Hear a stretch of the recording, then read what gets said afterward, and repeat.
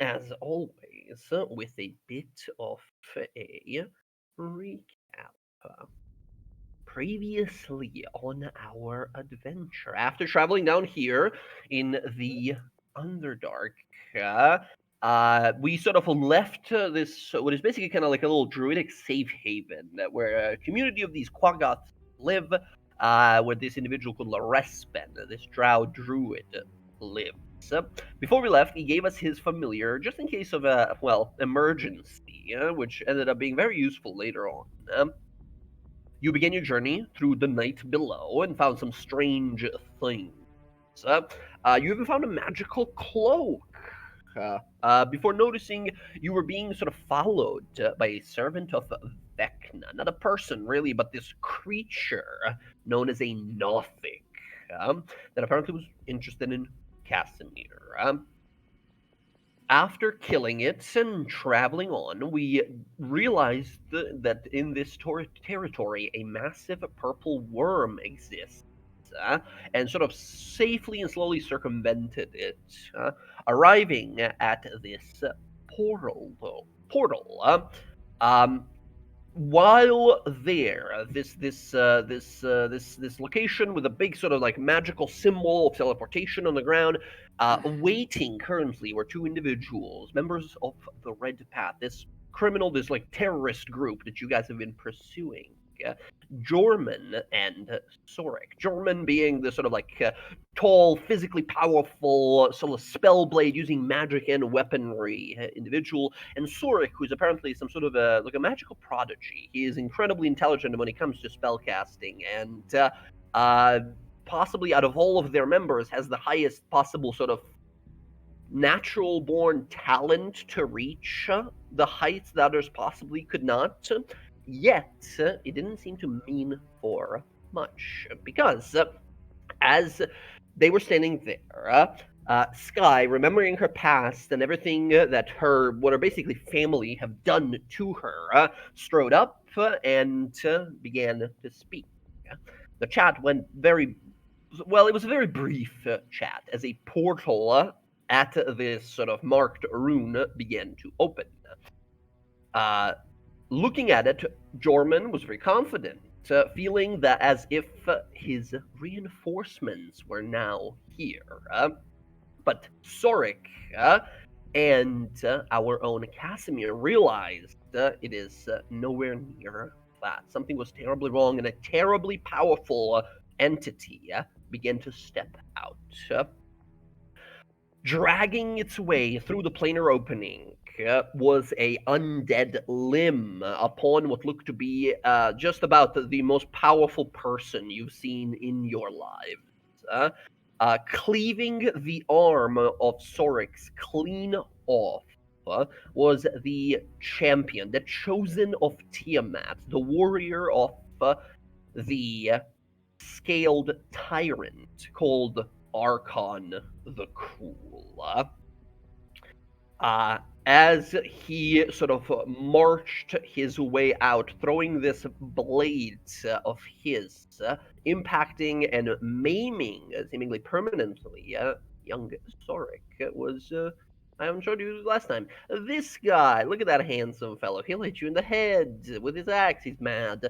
As he steps out of the portal, he looks to everyone there. As you guys have realized from his sort of like momentary monologue, that a Red Path has apparently stolen something from Tiamat herself, from the goddess, from her dragon horde, greatly angering both her and Archon. As he commanded it, demonic slash draconic sort of like warriors and a gigantic barbarian minotaur stepped out of the portal, and a battle began. He commanded his forces to kill the Red Path, and looking at you guys, assuming they are lackeys. He doesn't seem to understand any of our sort of connection to them and such, but it didn't matter to him in a moment. During the fight, Archon did kill Sorik.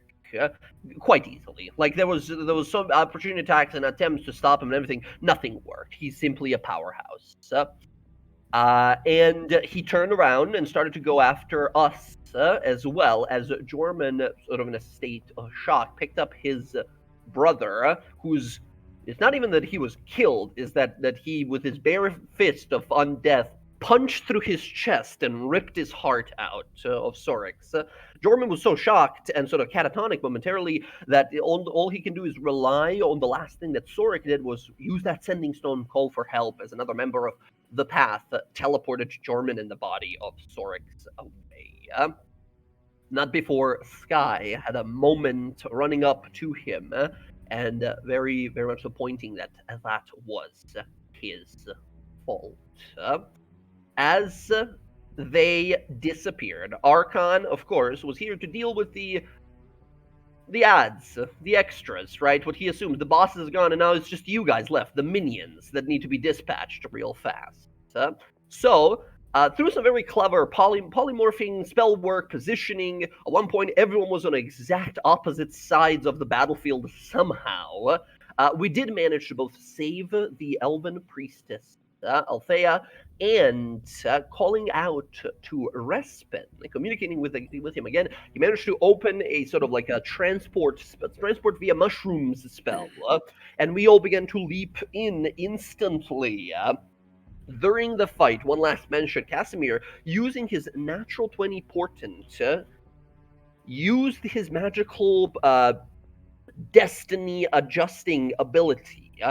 When Archon the Cruel was going to sort of like tap his polymorphed friend, to like get him out of the spell, instead with a natural 20 and what we discovered to be an ancient, like omni-powerful weapon that he has called a Vorpal Blade that has one simple thing that just says, when you roll a natural 20 against someone, you instead cut their head off and kill them instantly. This raging barbarian minotaur, his right-hand man, his lieutenant, was instantly killed by a decapitating blow. Archon looked over to Casimir, never seen this man before in his life, swore his vengeance at that very moment.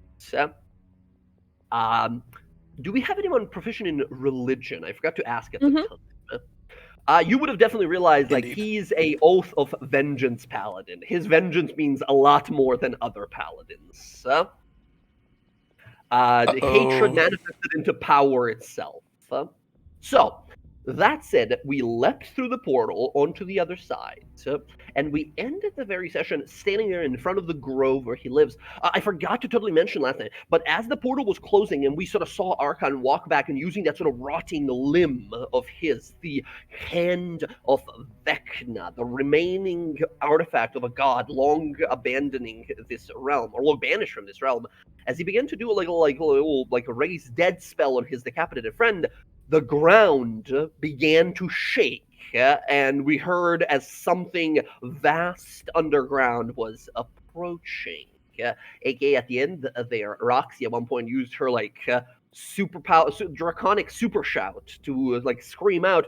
And yes, at the very end there, Roxy, you would have seen looking through the portal as he redraws his blade and looks out, and very much so it's topical, very much so Dune style. Gigantic worm bursts out of the ground and starts going for him as he just sort of solos it. As you realize, fuck, he doesn't even run. He's just gonna fight the thing, and then the portal closes.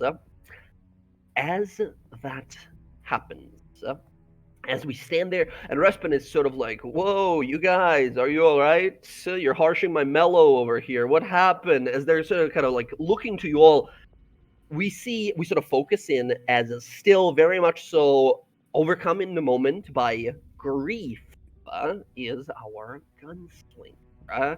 Who, I didn't include this, Zach, I didn't include this in the recap for you, but it's not that your character could have noticed this either with your passive perception. In fact, in this moment,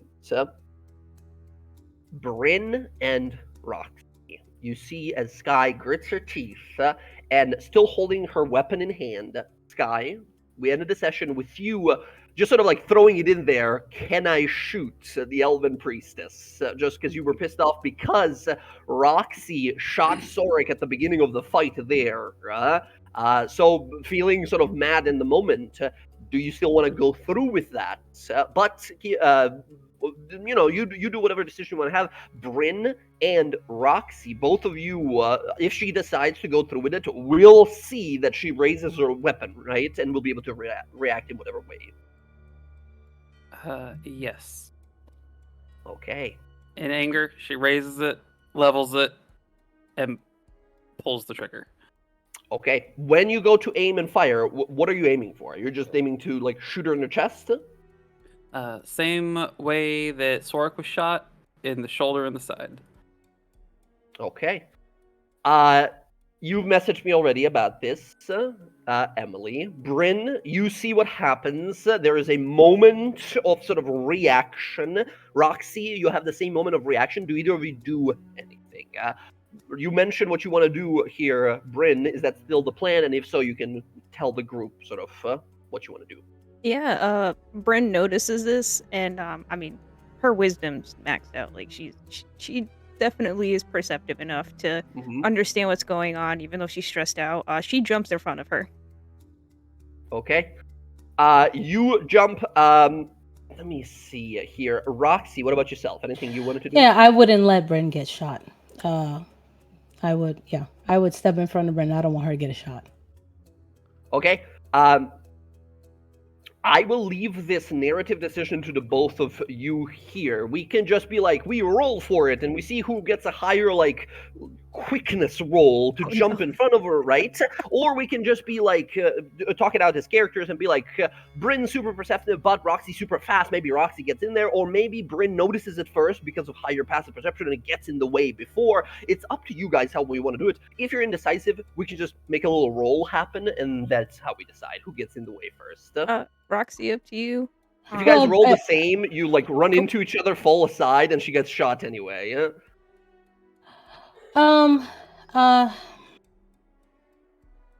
This is the first time that Bryn's ever offered to get shot for someone, so I know, and she took a lot of damage in that fight. So I mean, she's full health now, but she can take a shot. So I mean, this is like I didn't message you. I didn't message you, Jay. So I'm gonna let Emily do what she said because she did message. Okay, fair enough. Now, just to mention here, this is not like, oh, I take 10 points of damage because my friend shot me in the body. No, oh well, whatever. This is not going to be damage. This is going to be like a you're making a sacrifice here. You're willingly jumping in front of like what is obvious danger, what could be like a very debilitating like attack. Right, so this is like a shot to the arm, to like the shoulder with a gun. We live in a fantasy world, and a gun kills a dragon real fast, right? This is a super dangerous weapon.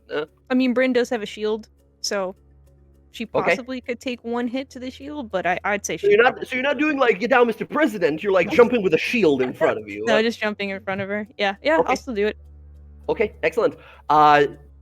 In the moment here, Jess, let me see your passive perception. Okay, you're pretty mad at the moment now. Give me I think, wisdom save with disadvantage to see if you manage to like lower the gun as you realize that she's about like, because you might catch her at the corner of her vision about to do this, and I want to see if you're able to like pull the gun away. We'll call it like a DC 12 here. That's a 5. That's a 5. You don't see it, right? You see red.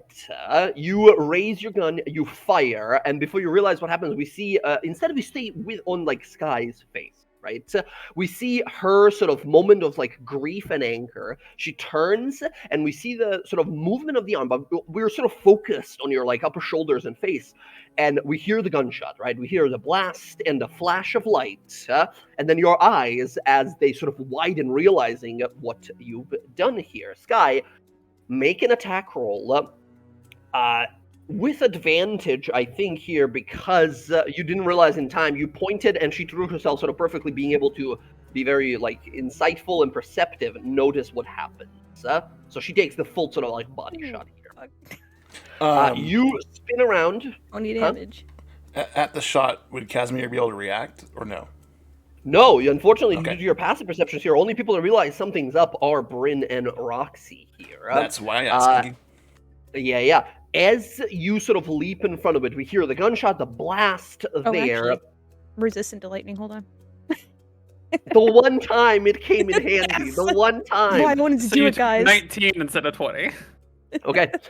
As the bullet hits you to the side of the arm, it hits you to the top of your shoulder where your trapezius muscle just explodes off of your body. It ruptures the top of your arm and you hit the ground as you feel this horrible pain. The rest of you spin around and you see that a smoking gun, quite literally, a smoking gun as Sky is like pointing at Althea, who is like on the ground, who falls on the ground sort of surprised, and then Roxy, you went to sort of step in front as well, as we have a little kind of standoff. Respin grabs his ears and just like, oh, fuck, what was that? As he's like sort of confused about what just happened. What do the rest of you do at this point? Ah, shit, what the fuck? Holy shit, he actually fucking did it. Oh my god. Stop. I didn't think you were gonna fucking shoot her.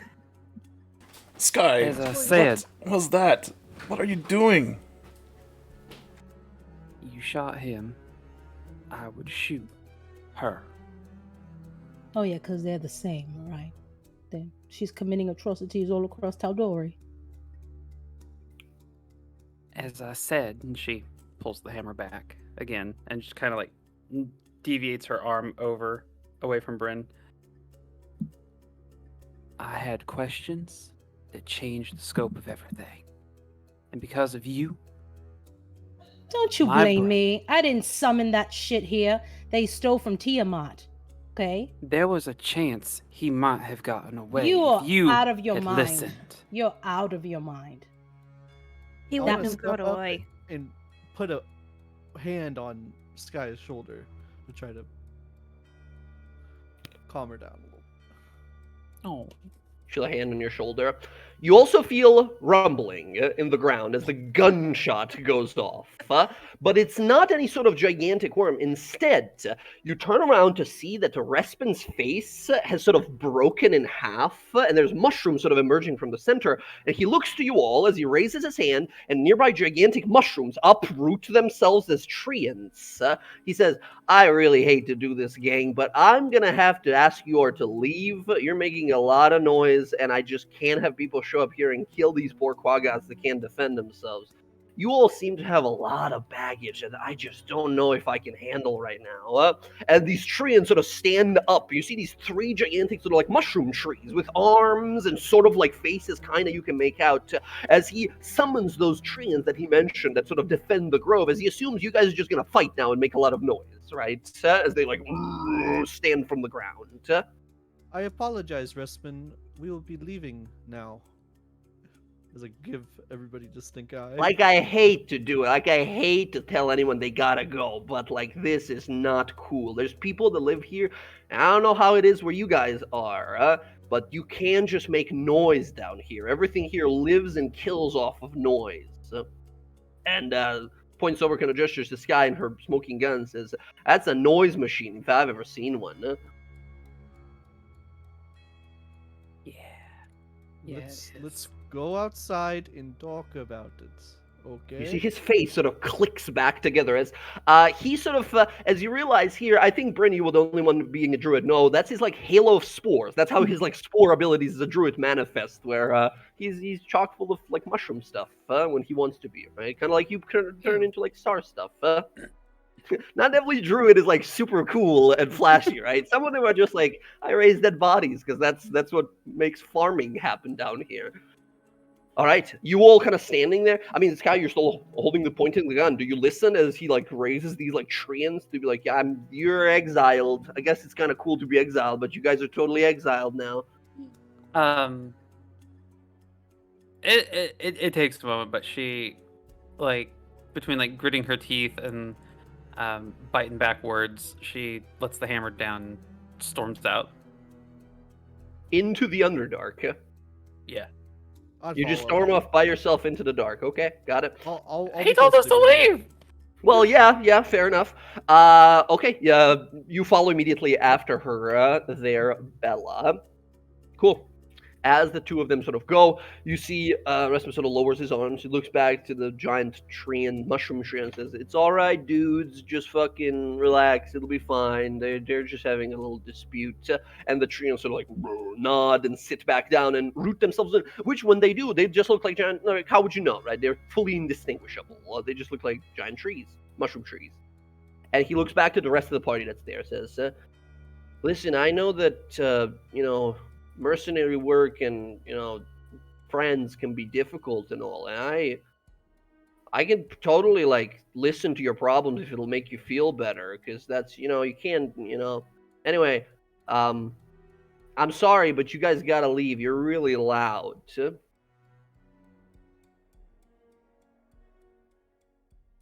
Apologies for the disturbance there, Respin.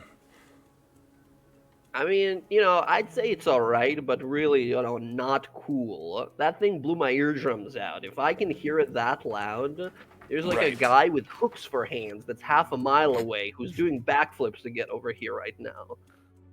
Right. Like, we're in Someone danger, lost their is what I'm temper. saying. Right. Okay, all right. Well, I'll see you guys another time, but maybe not within a few days. I gotta work this thing in my mind to see if you're cool or not. Right, Oh yeah, can I have Toto back? Oh, Bryn, who's holding her shoulders, just like, You need a healing for that? I got a mushroom potion.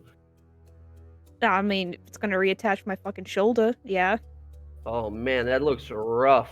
I went fully in and out, and it like clipped your like muscle as well. You can't lift your arm, by the way. Your trapezius muscle all fucked up. You can't lift your arm entirely. It's like that's gonna take a big spell. You got regenerate, maybe that'll fix it. Otherwise, you're gonna need to find like a powerful cleric to fix that for you. All right. Yeah, I'm a healer, but I'm not that powerful. Same, dude, same. All right, well, I mean, I hate to send you out bleeding, and he goes up back and brings you a healer's kit, like the item you can buy, right? That you can like bandage yourself with, and says, "There you go, maybe that helps." Thanks. And he'll like bandage your wound real fast. He's proficient in medicine. He knows how to make potions and stuff, so he like bandages your wound a little bit. Says, "All right, there you go. That's all I can do now. So get out of here, man." And you guys sort of walk on off. While all this is happening, Althea, it kind of looks. Althea looks over to you there, Roxy. Once again, Roxy, you look at this person and you think to yourself, like, I swear, Jonas said that she's like a little younger than him, but like he's been trapped in that like place in that maze for such a long time, in that library place, and she looks so young. Like even for an elf, she looks so young. During the fight, you're like, is this like a granddaughter or something? Like, is this even the same person? That you had some doubts and such, right? And she's just looking around like, what just happened? Did she just try to kill me? That's my Did that fault. dark elf just help us?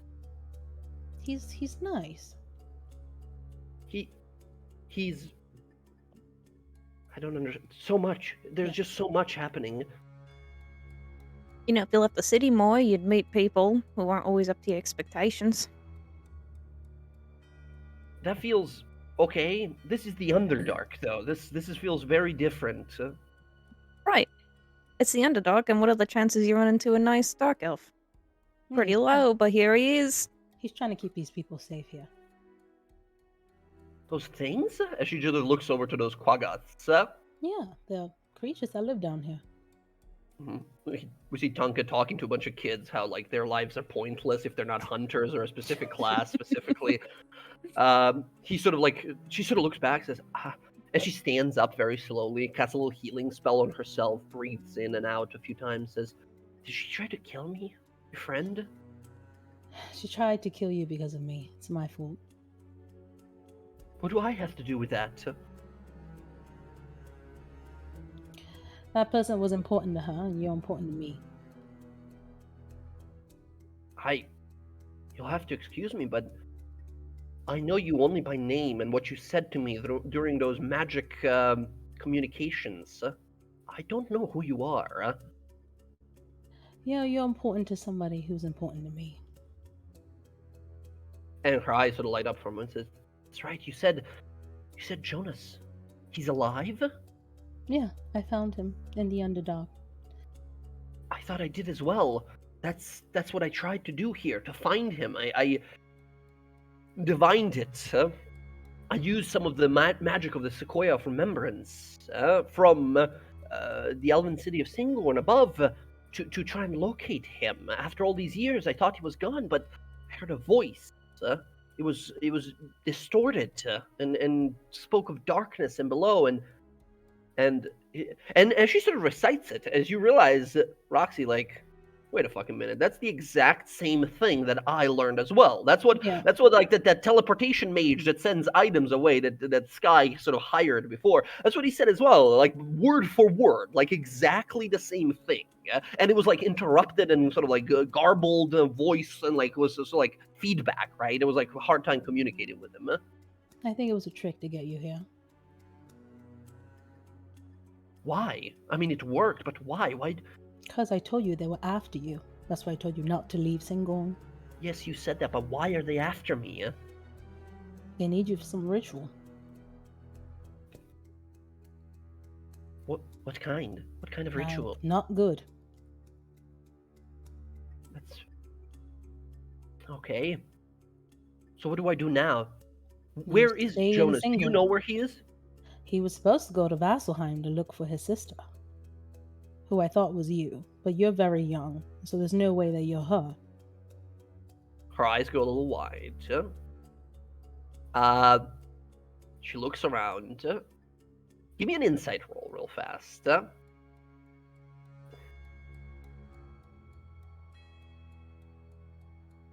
Oh my god. On a natural 20, you look to this person, and as you see their expression sort of for a moment go sort of, it's very brief. But there is a look in her eyes like, oh my god, how did you know that? How did you know that I'm not her? And then sort of looking around to sort of start explaining that. For just like a half a moment, you notice there is a like a brief micro moment of her preparing to go into that expression. Right? As if like playing it off. As in that moment you realize like, wait a minute, this is her. This is Althea Vasilisa. This is her. She just doesn't look like she's supposed to look like. And she goes a little wide and says, how did you know? She was my grandmother. She passed a long time ago, but I was named after her. She'll pull out a book that it was a journal that Jonas used to write when he was in maze that had pictures of her and like his life that he left in the maze, but then when our friend got caught, he found them and he gave them to me before he died. My friend died. And she'll hand it her. That's one of his books that he wrote when he was in there. It has pictures of you and your life. Well, your grandmother's life. And she sort of looks it over, and you see her kind of looking looking over it for a moment and says, "It's incredible. She looks just like me." Yeah. I'm very confused. I don't know what all is happening. I think we need to get out of here. This place, she looks around at, the Underdark, says, it is filled with vile secrets the world was meant to forget. We, the surface folk, should not be here. Those who live here rely on cruelty and lies. And you catch, again, with that super insight, she gives a little side glance over to Respin, who has a hookah in his mouth right now and a giant pipe in the other hand. He's just sort of smoking on a porch. Just an FYI, he didn't have to give us a teleport out of there. So not everyone down here is the way you think they are. Some people are not. Not too many, but sometimes there are few down here that are not like that. She sort of looks back a little concerned and goes to say something, but you're like, yeah, not everyone is evil. From your shoulder appearing there is a demon. She falls back on her ass. Like, what is that? It's Quip. He's mine. You summoned these things? These fiends? No, I found I'm him. made of her blood. And like stares up. She stares up. I found him, and he was tortured by cruel masters, so I give him a better life. He's a demon. That's what they do. They torture each other. Why are you working with such a being? Mom, I torture people too, but we came down here to save you. And she's just looking at you in disbelief. And Jonas... Yes, Jonas, his sister didn't like the things he does too. He's very similar to me. Not really torturing, but He's a lot different than he was before he went in there. A lot of years of torment. He was hunted. Where was he? How did you find him? My grandmother's notes speak that he went on some sort of a mission to recover something, and then he was gone, assumed dead for hundreds of years.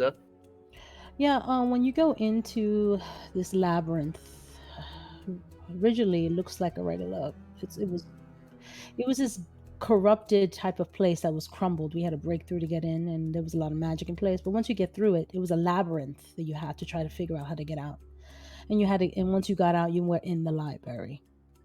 He couldn't get to the library, so he was stuck in that labyrinth, being tortured by monsters there, hunted every day of his life. And she sort of looks at you a little confused at this moment and says, he was, the books say, a skilled warrior, huh? You're telling me he somehow survived all that horrific destiny? He lived through these monster attacks? Yeah. For so long? He can shroud himself in shadow, like me. He taught me. So a little bit harder to find him. And give me another insight roll here, as she's sort of looking around as if sort of like in deep thought, but every once in a while kind of glancing back up at you. 12, okay. Yeah, she seems very much so sort of discombobulated. She's a little like confused, looking around, not sure what is going on. All right, very well. We should return to Singorn. With me by your side, they'll allow you entrance. I'm supposed to be back for my training. I'm to become voice of memory. Is that like confirmed, or are they like still guessing who's gonna be? No, there's one more individual and myself that are in the running. The great tree will make its decision soon enough. All we can do is be prepared when it happens. She looks at Bryn. My opposition is very intimidating. She looks at Bryn. I bet. She's incredibly smart, incredibly wise, and Kind of mean too, isn't she? She sort of looks back over and realizes, like, oh my god, another blue elf, another drow, right? And like stares at you for a second. She's a Genasi. But the ears. She's a half. Yeah, my mom's an elf. Huh. She also got in front of you, so then, she's also got in front of you. I'm still waiting for. I'm still waiting for my thank you. That's why I didn't leave yet. Oh, I guess you did save me. Thank you. I would heal your wound, but I see you're already bandaged. It still Why doesn't did you do work. that, And she like flops her arm around. It flops around like a little deflated balloon. It kind of looks at you like, why did you do that? I don't know you. Why? Because you didn't deserve it. What's going on right now is between our party. You're just an innocent bystander, and Sky's really upset, so I didn't want her to do something she'd regret later, and I'd rather she shoot me. Alright. Doesn't hurt as bad as the fucking dragons, but it's whatever. Sorry? Those dragon what? demon things. Oh, right. She sort of thinks on it. She's a religious individual as well. Says those things. There's something called the Abishai. They're demonic creatures with draconic blood in them, created by the vile goddess Tiamat. They are exclusively her servants. There are more dangerous so ones dragon out demons. there. Right. That man with the axe. As soon as he entered the field, I felt such wave of power, such wave of domination and necromancy within him. Yet he didn't seem to wield such power in battle. That was Archon the Cruel. That was Tiamat's champion. And her eyes sort of go wide and says, Archon the Cruel. I've heard this name. The one who was in the battle against Vecna's final ascent, when the now god was banished. Gods, I heard rumors that his hand was still within our realms. But that was it, wasn't it? Upon his forearm. I can't believe Yeah, it it. looked like it. We all could have died. There wasn't a fight, there was a slaughter. We need to get out of here. This place, again, looks around at the Underdark, is cursed. We need to leave. But you don't have to tell me twice. She looks back to Rox. I might have Yeah. pissed an aboleth out anyway. Off anyways. Yeah, we get out. Probably leave. Excuse me?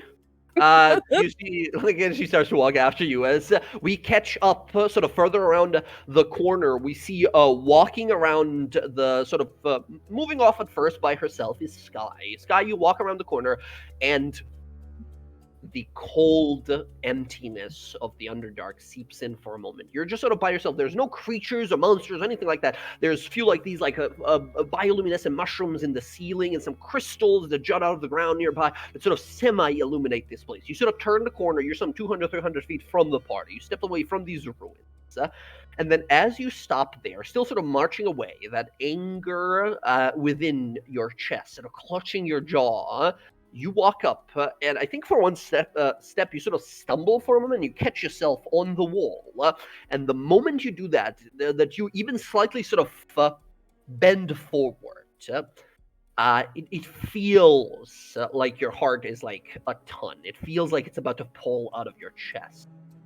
You feel this mix of confusion of like anger and anguish and seeing someone you deeply cared for years get their fucking heart ripped out.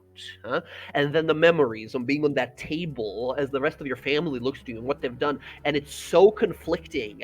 And I think, should you choose not to, that's fine. But I think you start to sort of like tear up from just the inability to do anything. The powerlessness of the moment. Yeah, tears at first, and then it just kind of like wells into like that unsteady breath to like the almost the hyperventilation to the until there's finally the first time ever like just this like pained emotional like scream out into the darkness as like everything just sort of like breaks, and there's that feeling of like utter hopelessness that she had like a long time ago finally like just wells back in, and she sobs.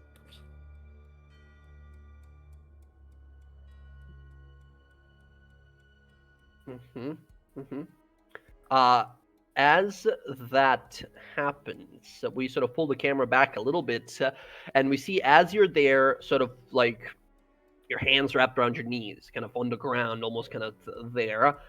We see a armored boot behind you, and then we sort of pan up, and we see the flag of the Dawn there as Arabella's. You, Bella, see you sort of catch up to her, right? And you see her just sort of vulnerable, weeping to herself, angrily sort of crying out.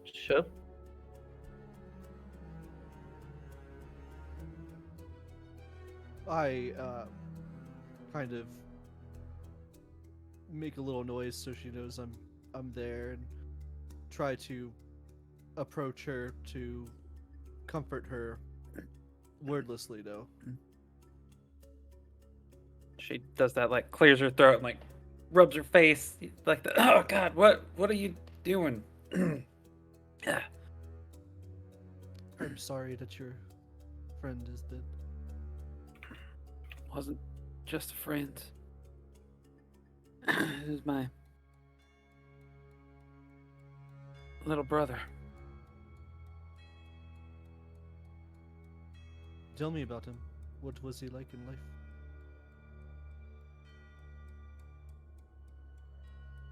Smart. He was incredibly smart. He kind and compassionate. Weirdly like Cass, but not as inexperienced in things.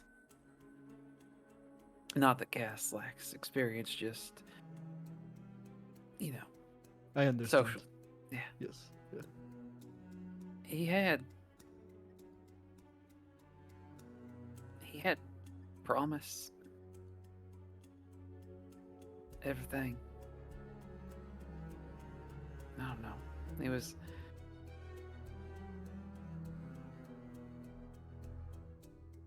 just a good kid.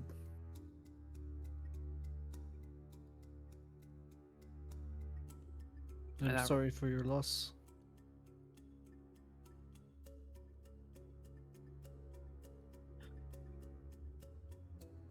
What's a memory you have of him and you?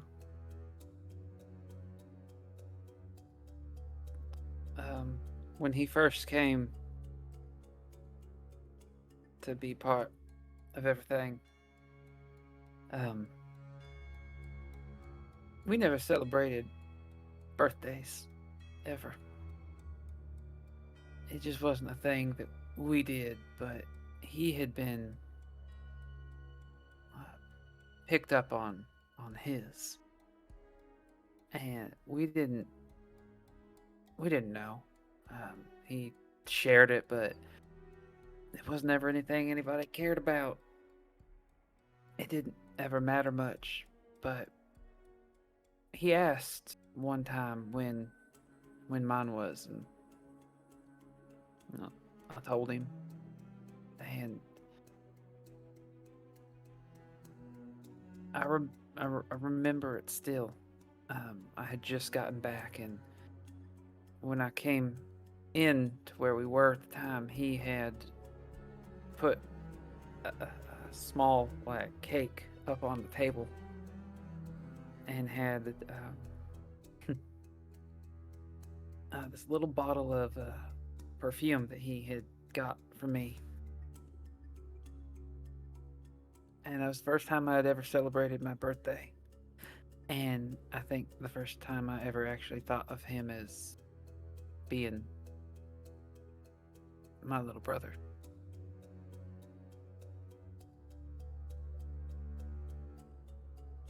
He remembered. He cared.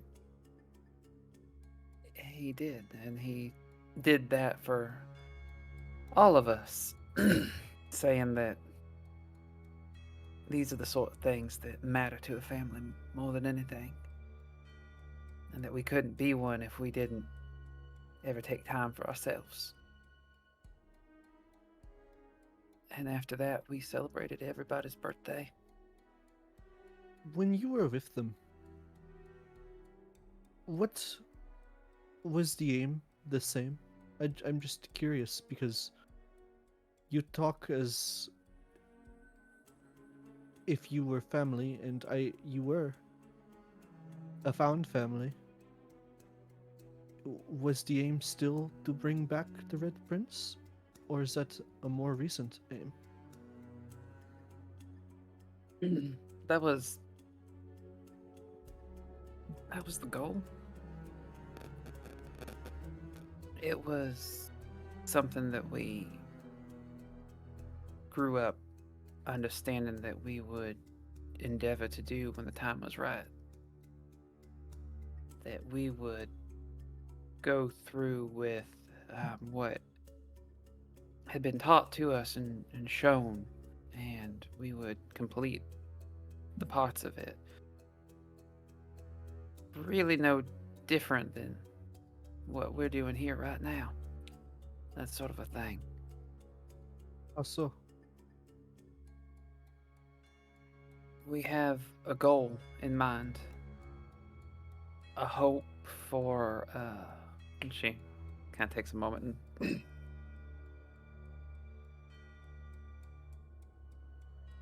we want a better tomorrow for people, right? That's the goal of all of this. To save lives. To make things better for the people that are facing a potential loss at their hands. That is what we were led to believe we were doing. What Do you we were still feel that way? Do you still feel what they are accomplishing, or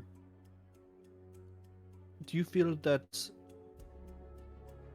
those ways of invoking the Red Prince is a way to achieve those ends? At the time I did. I'll be honest, where I came from, I had nothing. The life I had before being pulled into the group, I would have amounted to nothing more than another hand on a ranch raising cattle out in the highlands. What I was given was more than anything anyone in my position ever could have afforded. I was educated, trained. I was given, believe it or not, social graces. And the world was made available to me in a way I would not have had.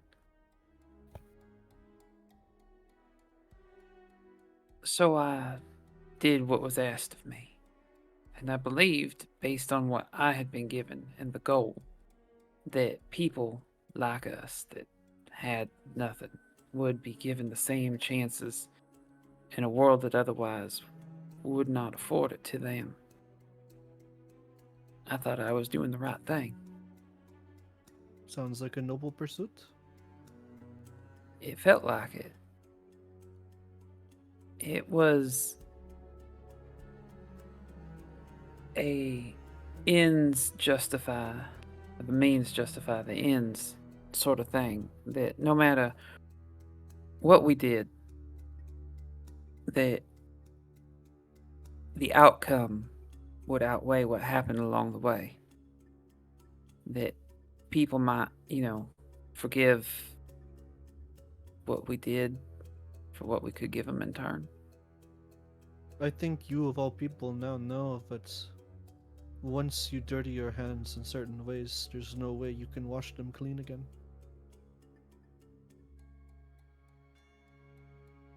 That's true. And the problem that I think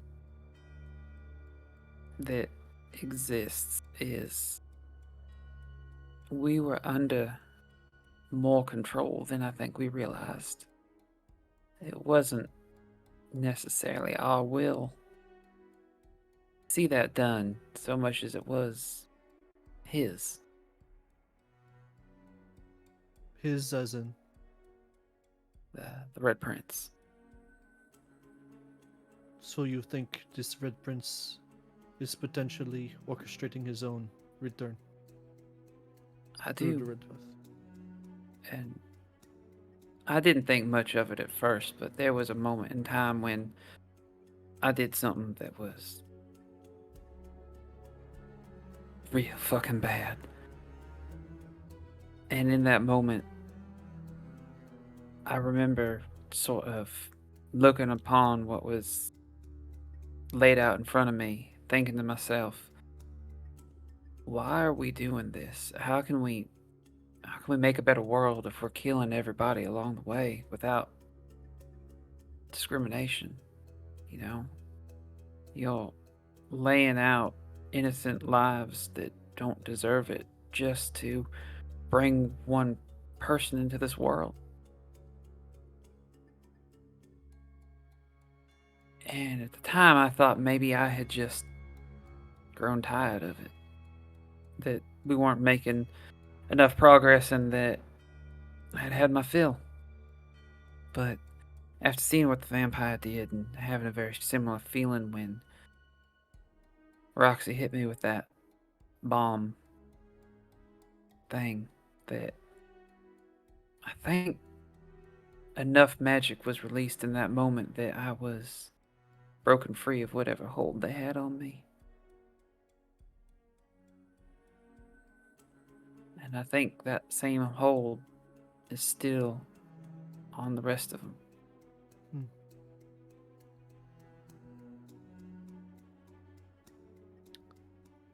Well, at the very least, though, I guess Sork is free of it. in one way or another.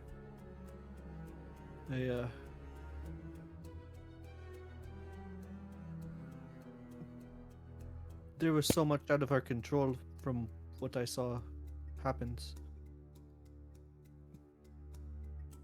But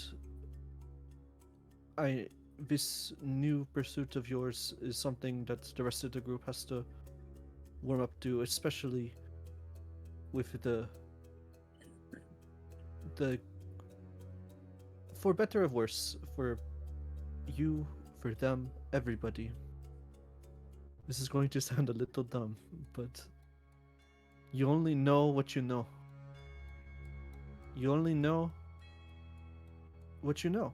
So when you're the Red Path and there's these things and that you're told and the way you're raised, that's what you know. Just like when I came to Taldore, I didn't know the customs, the things. I didn't know what I didn't know. And you only know what you know. Point is, if we think that there may be some other malicious puppet master behind these strings, then we will try to find it. But know that what we do know is that the Red Path has been leaving terror in its wake, and we've been trying to stop it. It's going to take the group a little time to adjust their mindset. Do you understand? No, I completely understand. And it's not changing. I don't want to completely, I guess, change everything. I want to know the truth of it. I want to know if maybe I did just wake up, or maybe we were being manipulated. I want to figure that out before I consign myself to burying the people that I loved and grew up with. I would hope that you would give us the same luxury. And I would give you the same luxury as well. Because I hope that we come to see each other as family. We care about you. Well, I just blew a hole in Bryn's shoulder that I could stick my thumb through. I don't think she's gonna... Families fight. They do. But they're stronger for it. I'm sure you fought with your family in the Red Path. We did. A lot. So, we'll figure it out together. It's just... Especially Roxy. She has other family that she cares about as well, just as you care about the Red Path. Yeah. Yeah, I should probably talk to her about that.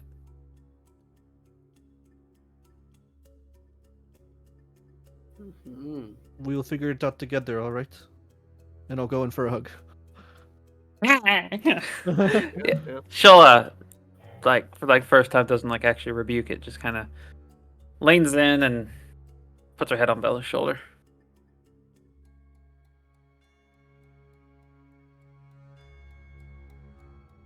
Okay.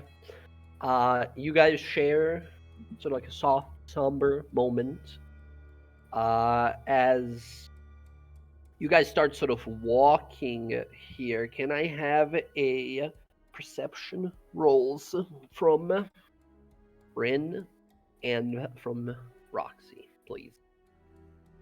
If you fail these, you die instantly. Oh no. As you guys go to sort of step forward, you realize something is wrong. You step forward and like, all right, let's just get this done with, right? We got the priestess, we got Althea, we gotta get out of here. We gotta figure out what to Sky is in such a a rough place right now. We gotta figure out what to do. I can't use my fucking arm. Bryn thinks to herself. Bryn, by the way, as long as your arm remains like this, any spells that you cast that have an attack roll have disadvantage. Oh, fine. As you step forward, Bryn, you look around like, okay, let's just and then your eyes sort of adjust, and you sort of look around like, wait a minute. As Roxy's having the same thought of like, where did the Casimir is gone? What? Casimir is just not around. As you guys begin to sort of look around, Wasn't he literally right behind Bella and Sky? he went sort of after them, but he didn't arrive at the scene. I would have described him there. You all begin to sort of look around, and it's like, what happened? What is going on? You turn and sort of in between, sort of like pretty much in between their location where Sky and Bella are and where Bryn, Roxy, and Althea are. You find a piece of parchment left on the floor. You look at it and you recognize his writing there. You see written there on the note in Castamir's writing, it says, I thought we were the DawnGuard, to bring dawn to those who need it. I endeavor to try and bring the dawn to those who need it now that Althea is safe. As you sort of look around, you yourself, Roxy, you're a ranger. You look around and realize you can maybe find his footprints. You realize he's like, in the moment of stress and such, must have like stepped away or abandoned the party or something here in the Underdark. What do you guys do? As you'll sort of meet up and look at each other like, what the fuck happened? Yeah, Bryn doesn't even care that she should be quiet. She I can look for him. Don't start screaming. He's gonna fucking have these treants attack us. We were already leaving though. It's like the problem is like he's by himself. How far could he have gotten? I think I have one spell slot left. Can I use my Hunter's Endurance? Yeah, do you have anything of his to like give you the activate it? Let me see. You if have the I- book or the It page? says if you aren't familiar with the target creature, you must have something. Oh yeah, then you're fine. Then you're totally fine. You find immediately his trail, right? His scent. As you realize there's marks of like magical momentum and teleportation and movement and such, as it seems that, yeah, he took his moment there, realized, and I think you sort of realize like when we all started fighting, he saw something or maybe something worse happened to him. And then he just left. You begin to walk after the direction where he went, and in the last like however much time, he seems to have started to go back towards that path where you guys originally went, where you encountered the red path, where everything with Archon happened. However, the path veers off just slightly. Can you give me a survival roll with advantage to see if you can sort of realize, based on your sort of positioning down here, where he has gone? With a 25, you realize after about 20 minutes of tracking after him, his path seems to lead towards that offshoot of that canyon passageway that leads towards the same direction where those Duragar took the slaves off.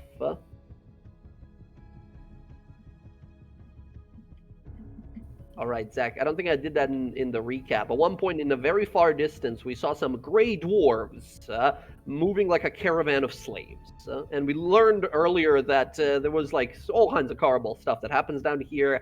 And then there is like a mushroom wine distillery that these like Duragar run. We just sort of saw that from far away. We never interacted with it. But I think with what he said in the letter there, to show the people who needed the dawn, I think it instantly clicks in your mind, Roxy, of like, he's gone after those enslaved people. She will let Bryn know that.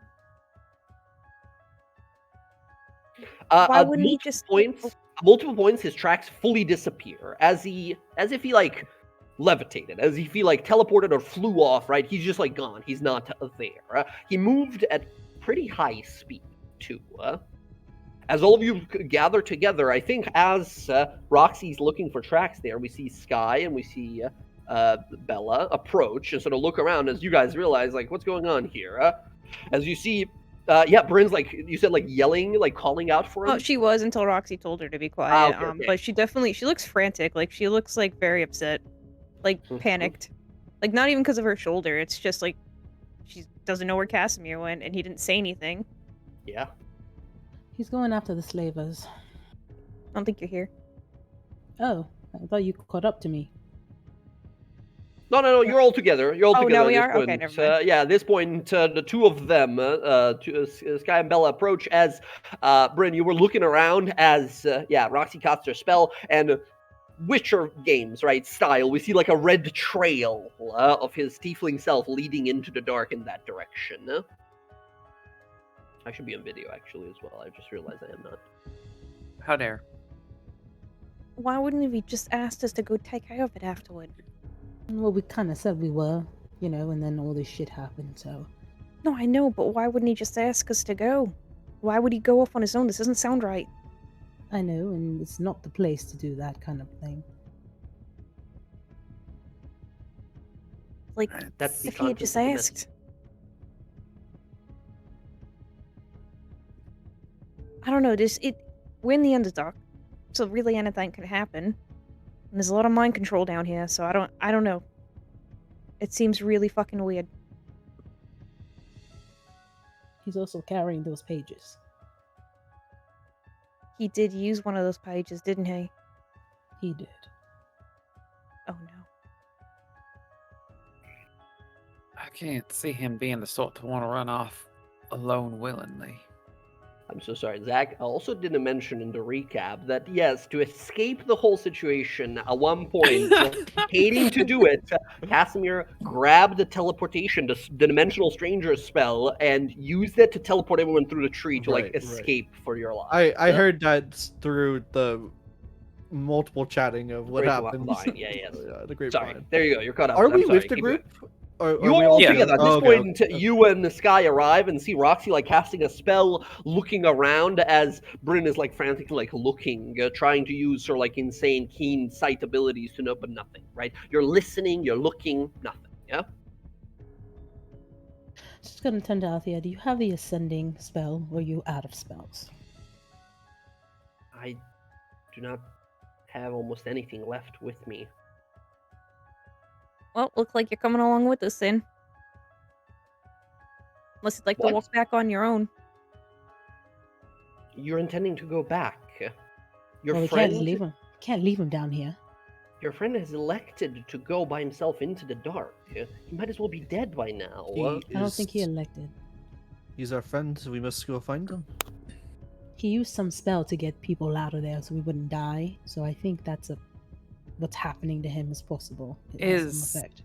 Is the letter reading like Cass is just going on his own? You look on through it. Hard to roll an insight roll on a letter, but I'll allow it to so Well- you kind of look. I was gonna What? say, like being like a bounty hunter and like having Sure. probably dealt with people's like letters of like I'm fleeing X, Y, or Z. I didn't know if it kind of like maybe like carried that same sort of like weight or earnestness. I roll an insight roll. Give it an insight roll or a calligraphy's tools roll with wisdom. If you're I mean, what proficient. about forgery kit? What if this is a forge? Forgery? You can give me a forgery kit roll as well with intelligence to see if it is a forgery, right? Ma'am, So- this Can I is give her not a guidance? forge. There's no Can I give her a anvil. guidance? You can guidance, yes, with your one Alright, good D4. hand. You go to do it, your hand flings over like right, the other hand. I'm left-handed now. Are you giving the D4 to me? No, I'm giving it to Roxanne for the forgery. I mean, I can give it to both of you, realistically. Concentration spell. You gotta pick who you like more. Oh. All right. Forgery, you're not sure. Roxy, you're a little sort of. Actually, Roxy, I'll give you advantage because of your Bloodhound spell, the tracking spell that you have. Sky, Oh, you can tell. 28. Let's fucking go. Roxy with a 28, you can tell this is absolutely his writing, and you get a sense of it. You don't get a sense of like this is Rav leaving the party and a new character shows up around the corner, right? Nothing like that. You get a sense of like, I'm deeply troubled and disappointed with everything that just happened, and if no one's gonna do the right thing, I will, right? And you think it might have been like a moment of frustration or vulnerability, and he just decided, I'm gonna go free these people by myself, right? As you realize, like, oh, fuck, he means well. He's gonna get himself killed. You see, I'm struggling to understand that because he's not a dummy. He knows how dangerous it is down here. He knows that we didn't attack them as a group when we had the chance. It doesn't make sense to me that he would go on his own to do that. I mean, I'm kind of in the same boat there because we did have like that long conversation last session about like the world is different in different places and we can't like interject into the way people live their lives. Dawn never reaches in the dark. Damn, that's deep. That is deep. Underdark. Underdark deep. All right, let's go. All right. So, what do you guys do? You look around and realize, like, Althea looks to you all, says, I'm not going back. I'm going back to Singborn. No? You're gonna This walk is by insane. yourself. No. Let's see if Respin I can made at it least- this far. Thank you all for saving my lives. But she looks to you, Roxy. I don't know you. Thank you for saving me, but I don't know who you are. You've told me who you are, but I have places to be. I've been tricked to come down here and lose my life, be kidnapped, or whatever these freaks wanted to do with me. So let's be smart here. You're going to march the rest of the way back to the portal with no means to activate it, no That's spell right, there's those slots, mushroom no, people monsters there as well. No spells. no spells, no nothing, and expect to get out of there alive. I will rest here if necessary, but I'm not going deeper into the Underdark. And that's what I suggested. Let's see if Respin can watch over you, at least stay here for the time being. I'm to stay with the Dark Elf. The He's dark elf keeping that us saved safe. our life. Yeah, he's keeping everyone safe there.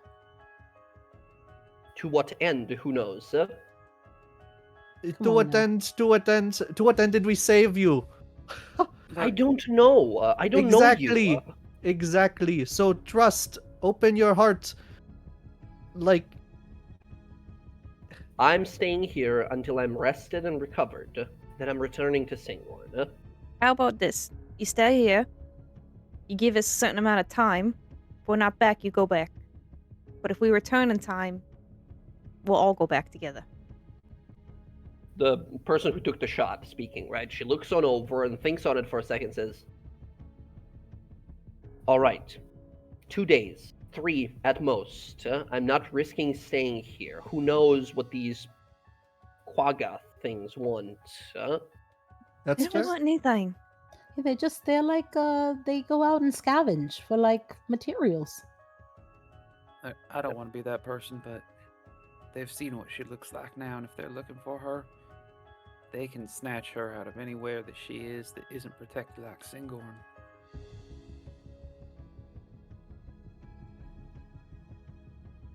Make whatever decisions you want.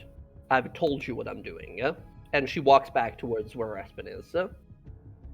Let's be quick about it then.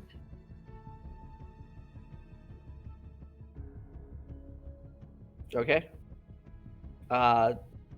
You guys sort of look at each other, look around, realize like, okay, let's find our friend, right? As you realize like what's happening, like what happened. You trek back towards where you just left. The exhaustion, Boy. the pain, the wounds of having had a battle less than an hour ago with dragon demons and a chosen of Tiamat. You feel exhausted. Yeah, And that's what I'm start- saying. It doesn't make sense that he would do that. I'm gonna smack the red off of him. As we see you guys sort of walking on off, we're gonna do a little montage here as over the next like few hours, you guys try to avoid any obstacles. You know the path. You've gone this way already once, so you know like what's coming. You walk past the obelisks of eldritch power, and you're like, nope, don't touch that this time. Keep walking. You walk past those like lightning bolts fighting each other and shit. As you guys are traveling, and rather than sort of stay with you guys, we fade to black. And a dim sort of green color begins to sort of fade into our like shot here, as we see a campfire burning. This is like the next day. Everyone has had a long rest at this point. Once again, Bryn, your arm's fucked. You need to get someone to cast either regeneration or greater restoration or something like that. You took a, like, this is not just damage, right? It took off the top of your shoulder, Okay. As we see this sort of greenish flame burning, it sort of fades in and out before we sort of are able to refocus and think to ourselves, like, was that red fire the whole time? Was it green for whatever reason? It couldn't have been green. Fire's not meant to be green. And then we sort of pulled back, and we see Casimir there, by himself somewhere in the Underdark, right? He has lit like a most minuscule of fires, and we don't even see wood, right? With his magic alone, he has sort of created a little bit of fire here. And he is in what looks to be sort of like a lakeside. There's a big like watery like underground lake or something, and there's these sort of like corals that grow from the stone itself that have sort of kind of made this makeshift cave over him, and he's sort of resting there for a moment. Casimir, you kind of focusing in on the fire there, thinking back, seeing those people, manacles, cages, trapped, hopeless. No light to ever enter their lives again. You think back on the group. So much you've been through, yet still, they fall apart so fast. The moment, the very moment where there's struggle, they turn on each other. Your left eye begins to twitch just a little bit. It's fine. You can do this without them. Do you really need them? And then you like shake your head like, weird. It's as if someone thought of that thought for you. You should blink a few times and look around. You feel a hand on your shoulder. You immediately sort of jump and look. There's no one there. You feel your left eye hurting. Like really itchy kind of hurting. You rub it a few times, and you kind of put your hand back and look at the palm. See a bit of blood. Just like rub your eye a little more, there's a little more blood. What do you do? What is this? What is happening? It's your blood, but I don't know. Your call here. What color is Casimir's blood? Like tieflings had to have different kinds It'd be of blood red. color. Sorry, what was that? It would be red. It would be red. Yeah, your blood's a little like greenish, a little bit. It's like pus. What? Do I have any idea of what this is? What's happening? You're just like rubbing your eyes, and you can't stop yourself. Give me first of all a Arcana roll followed by a Wisdom saving throw. You're too distracted. With a 10, you're too distracted. 20. Okay. For a moment, as you're sort of doing this and thinking to yourself, like, why does my eye hurt? Like, it's not even that it's hurting. It feels like it's bulging. Like it's fucking expanding. You sort of like rub your eye for a moment. With a Wisdom save of a 20, you catch yourself as you stick your fingers right behind your eye, and try to pull shit to the side, and you catch yourself and blink, and then you realize, like, fuck, I'm in pain. Your eye's like bleeding. You see the red and green now running down the side of your face. As you snap out of it, and you look down, clutching onto it in your hand is the scroll you used earlier in the fight. By the stars. What have I done? I never wanted to use these things. I put it back away. You put it away immediately. You grab some cloth, begin to wipe your eye and everything. As you sort of stay there for a moment, so you can kind of see from the little light you created the shadows that sort of dance on the inside of this small cavern here. You realize I can't lose focus now. The group, you've set it up, right? You left the letter, you knew what you were doing, and now you're thinking like, I still need to get to there. I need to get there as fast as possible. Otherwise, those people, who knows what happens to them? Just by the inability to decide or manifest their destinies and futures like you are able to do in a lot of moments, they are now forced into a life of chains and manacles. And within yourself, that's something that doesn't sound right, doesn't sound proper. You cannot let it be, right? As you're sort of sitting there by yourself, there's this moment that you catch your own sort of, as you kind of like crane your neck to one side, you catch your own reflection, your like silhouette, the shadow on the wall behind you. And you sort of look back, and it's all sort of dark and gray and shadowy, except for your left eye that has a tinge of green to it. As you sort of look back and blink, nothing, just your shadow. You feel tired. You feel like you've been through a lot. You probably just need some rest. He'll travel a little further, and when he gets to a good spot to rest for the night before the camp, he will cast his dome to protect himself. Yeah, cast your spells, protect yourself. Okay. That day goes by. You, Casimir, you travel on a little while longer. Any obstacles now you run into? You have a spell for it. You can teleport. You can fly over stuff. You can summon great arcane powers. And every time you do it, every time you overcome an obstacle of some sort, there's this sort of realization of like, I guess that was easier being by myself. I guess that was kind of easier to overcome, not having to... And then this thought that, again, you sort of realize as your eye sort of itches for a moment, realize like, yes, as long as I don't have anyone to drag me down, I can do this pretty easily on my own.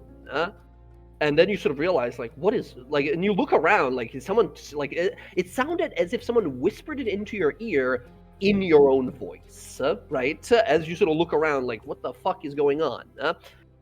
And you stop as you sort of look down near that cave that you guys rested when you saw that caravan sort of moving on through, and you see the same caravan but moving the other way without any people like in the cages in the wagon and such.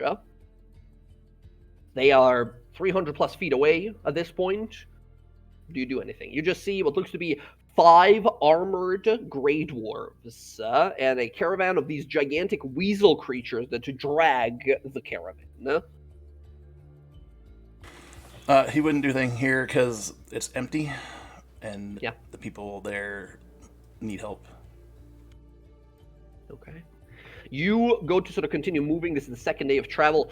We cut back to the main party here, the rest of the party. All of you have spent the last day or so chasing after him.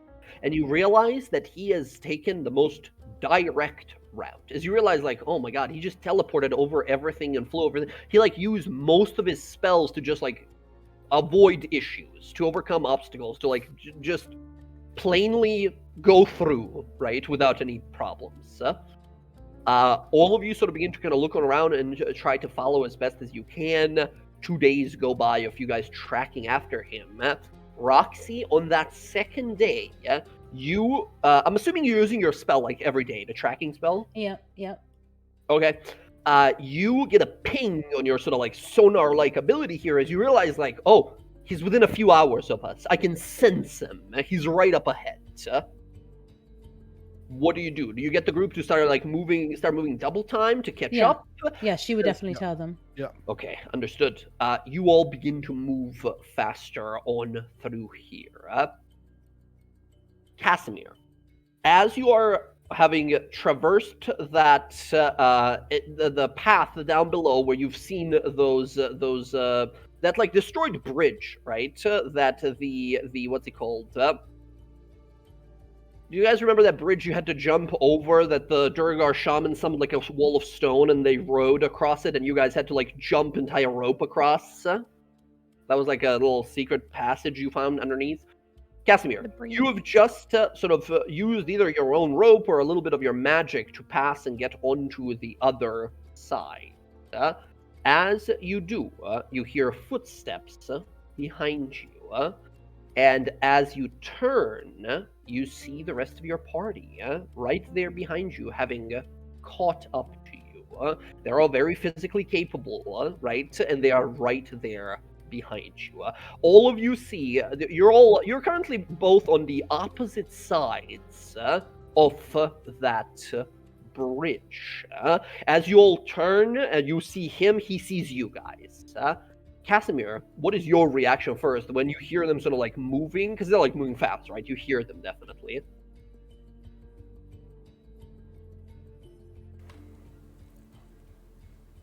Hello. Seems you're all together. Didn't expect you to come after. Yeah, what the fuck are you doing? Casimir, why'd you... Let's talk. Why'd you leave? You know, when I don't have many friends, but when there's shooting at each other's families, I couldn't handle it. So you ran away? Yeah. You gonna do that every time your family acts a little different than what you I want? don't know, Sky, how often are you gonna pull a gun on people's families?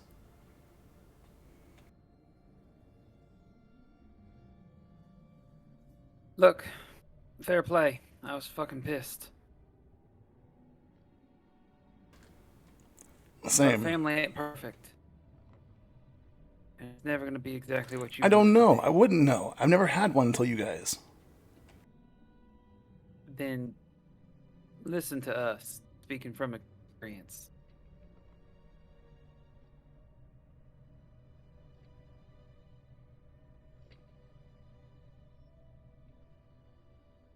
Bryn, you hear a sound of needles hitting stone. Like this click, click, click, click, click, click, click. It's those brain things. Casimir, you should know, being one of the arcane Guys, we don't have pursuits, time for this. They're coming. that's unbothered. That Yeah. anything in life is work. It's work, right? You study, you get better. Relationships are much the same. Family, it's work.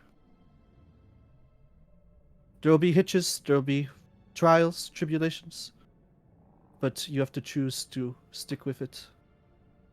Could you stick with us? Did Roxanne and Sky there make up? It looks like it. We didn't talk. We had to run after you. We didn't have time. Yeah. You don't see the Rav. You don't. Cats. You don't see Althea around. We had to leave her back there. We don't even know if she's going to be getting back in time.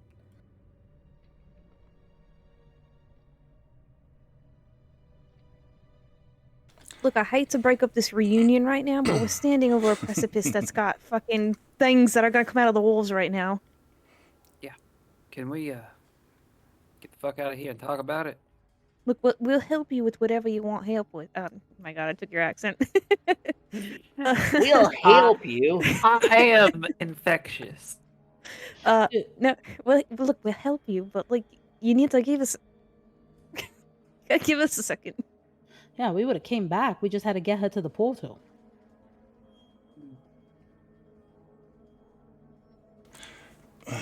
My Oh, wait. apologies then, but these people, I don't think can wait.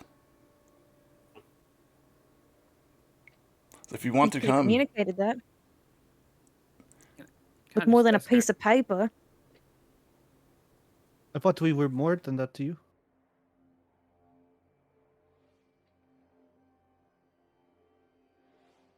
Bella today with his javelins through the heart. My God. I know, right? Does his eye look fucked up? Can we see it? Yeah, you see like the little scarring around his eye, like he got like slashed by something. It doesn't look like anything weird. It looks normal. It's just like he's got a little like scarring around it. So Yeah, but he didn't get slashed by anything. best that you could tell, yeah. Did you get into a fight, Cass? You guys hear a sound from beneath you that goes This like clicking sound and like a mockingbird. It's like cackling, yeah.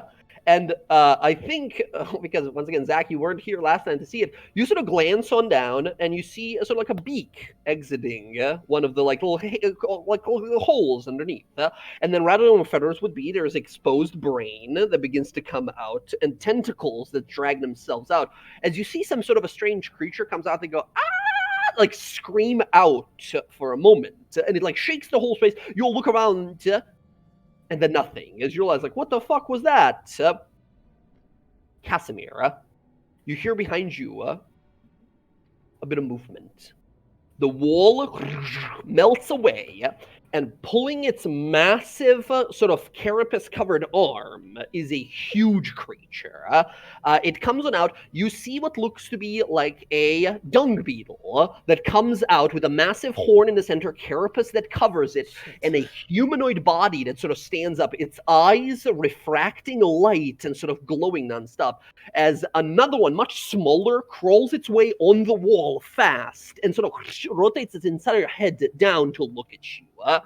As the rest of you guys realize that you've spent too much time here. Those of you on the north side here, you watch as those brained creatures that you spotted last time below begin to sort of like emerge and squawk again.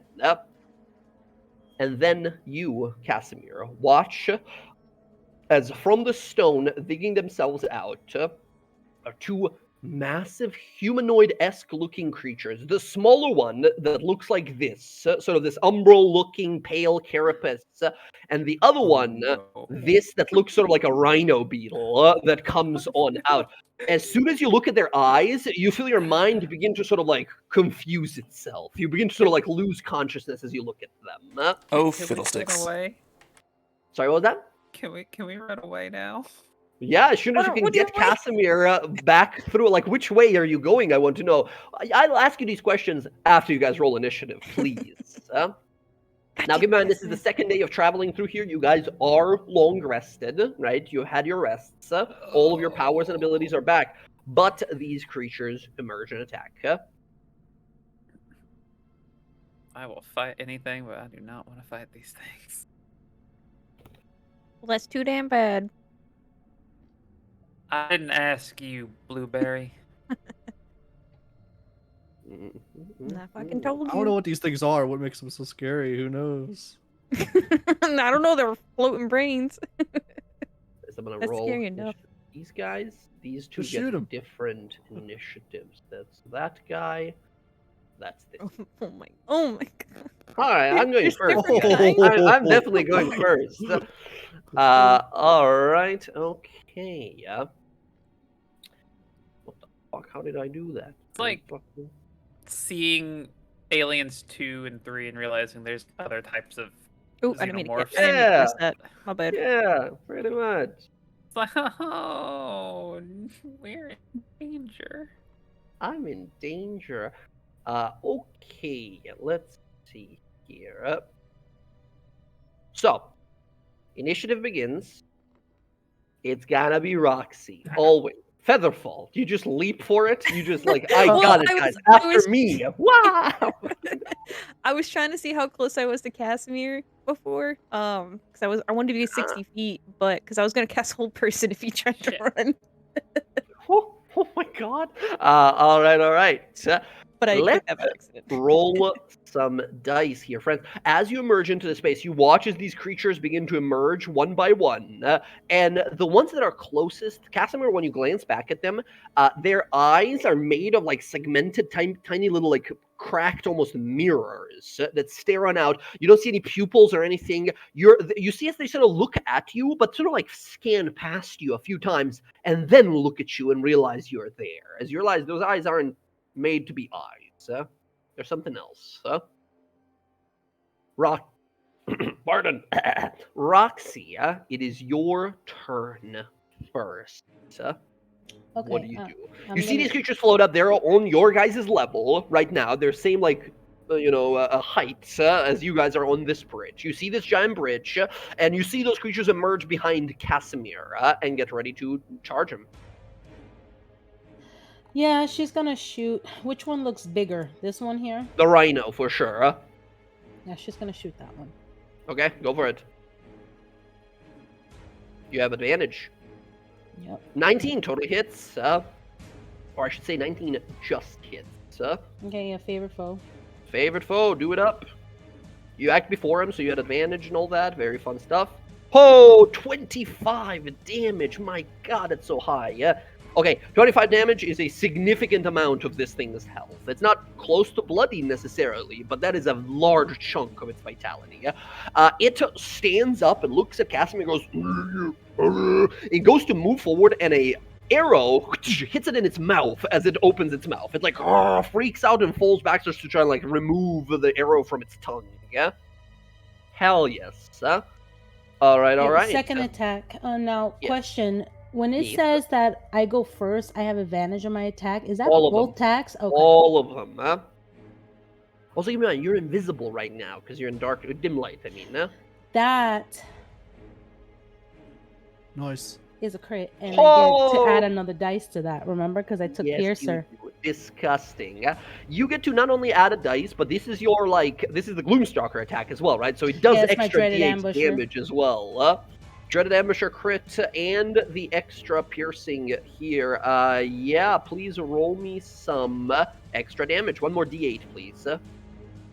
Because you crit. She took Piercer as her feat. By the way, just to check, Jen, this was your first level 4 in a single character, correct? Or have you had a level 4 in No, I this had one? one already. Okay, I was gonna say, remember that like free feat thing, but yes, you got Yeah, that already. yeah, I got it. Yeah, that's that. That's what my Piercer is. God, excellent. That is Um, 5 and 15, an extra 7. You do 27. Same one or the different one? I get to re-roll a dice if I didn't like it, and I'm gonna re-roll that 8. The 8. Where did you roll an 8? Yeah, because you told me to roll D8, but I get a chance once per turn to re-roll a to dice. re-roll it, the I'm gonna D8. re-roll Gotcha. that too. Absolutely. That's a 3, Okay, but- well, one more. 28 points Yeah. of damage. And you said same one? Oh yeah, the same one. The Same one. Bam, bam. 2 shots, dealing over 50 damage altogether there. Fantastic. Jen, if you don't mind, click the feed for everyone to see what your new ability is. You have this Piercer thing now, which makes you extra deadly with your bow and your sort of like daggers or rapiers and stuff like that. In fact, I think there is a way for me to set up automatic like increase to your crit damage. If you don't mind, I can set that up so you don't have to manually roll extra. Okay. Let me just find it here. Crit. So whenever you crit, it's not a 2d8, but a 3d8 total. Okay, it won't show now. Actually, if I click this, is it gonna do it? Yes, it will. Okay, there you go. It is automatically set up now. Look at that crit damage that you can possibly do now. My God. And that's only 2 attacks. I want to get my 3rd attack, but it's gonna be a while for that. Yeah, soon enough. Okay, Um, bam, bam, 2 shots. One to the throat of this thing, one through the heavy carapace. It looks injured. It doesn't look bloodied, right? It still looks over to Casimir. Yeah, she's not gonna move because she doesn't want to. She doesn't know what the fuck these things are gonna do. And she knows that she's injured, so she's not gonna move. She's gonna stay here. Understood. That's gonna be you equipped, doing anything? He still has that potion. I am gonna get. I want him to be invisible, and his goal is to give her a potion if she goes down. That is Okay, his. he's That is bodyguard his role. duty. Bryn, you hear something next to you, like help protect you. As that is going to be Roxy's turn. The Tiger Umber Hulk. Over the ceiling. It inverts its body and leaps from the ceiling onto Casimir. This thing has 60 movement. It can easily get to Casimir as it is sort of like on all fours sprinting, but it's doing so upside down, like on the ceiling, as if gravity's like not affecting it. It twists in the air and leaps up onto you. Casimir. The creature comes on down towards you with its pounce attack. Here is a claw attack against you, Casimir. Casimir, that is a 12. 12 Negative. All right. As it comes down, it is going to make one more claw attack. As sort of with both claws, and slaps in onto you. That's a 25 that time. Fate. Okay, excellent. What? So did you say fate? Yeah, I'm changing it to 5. Important. Oh, 5. Okay. Portent. Gotcha. Becomes a 5 plus its bonus. It's not enough to hit you. And finally, as it sort of lands and rolls on the ground from being up, it does take 11 points of falling damage. But as it spins around and tries to grab you with its mandibles. That's a 9. That's not gonna hit. It unleashes all these attacks, but it mostly misses. We go to the Rhino. The Rhino charges in. He's going to use his charge attack here as you see it sort of bear down with its head and come rushing into you. Casimir, it slams into you. Make a strength saving throw, please, as you are lifted off the ground and thrown backwards. 18 is good enough. Let's go. As it rushes up to you, it tries to use its gore attack against you. That is an 11. That will miss. Whew. Okay. And then a singular follow-up claw attack, as the first one was sort of like a shove. Natural 20. Anything to do with this one, or do we just take it? I can't silvery barbs it, so it will be a hit. Okay, that is 21 points of damage to you. As you realize, the least dangerous of its attacks hits you, right? This giant gore that would have ran you through, giant claw that comes on in, and you're unable to bring up the shield just in time as it slams into you. There. Casimir is in a bad way. That was a lot of fucking damage. Okay, that is the Rhino. Bella, it is now your turn. You notice these things, even while they fight, they are, like, pretty quiet, right? They're, like, grunting, but sort of all quietly and such. Interesting. Okay. What do you do? Can I... So, to jump over a gap... Yes, with a 10-foot run-up, you can jump up to what your strength is, aka 20 for you. Anything more than that requires an athletics roll. Oof. That's like vertically, you get to jump 3 plus your strength modifier. Vertically? Yeah, if you're trying to just jump up. If you're jumping forward, then it's like strength score. If it's up, then it's strength modifier. Yeah, high jump versus long jump. Yeah. Oh, got you. I was like, I just jumped straight up 60 feet, but you said modifier, so I got you. Okay. No, guys, I got a way out. Punches the ceiling. All right, what you got? So, could I just straight up, I want to dash and just go 60 feet all the way? Yeah, if you want to. Now, here's the thing. If you can make 20 feet. Not exactly. This is 25 exactly. or so. Give me an athletics roll. Okay, here we go.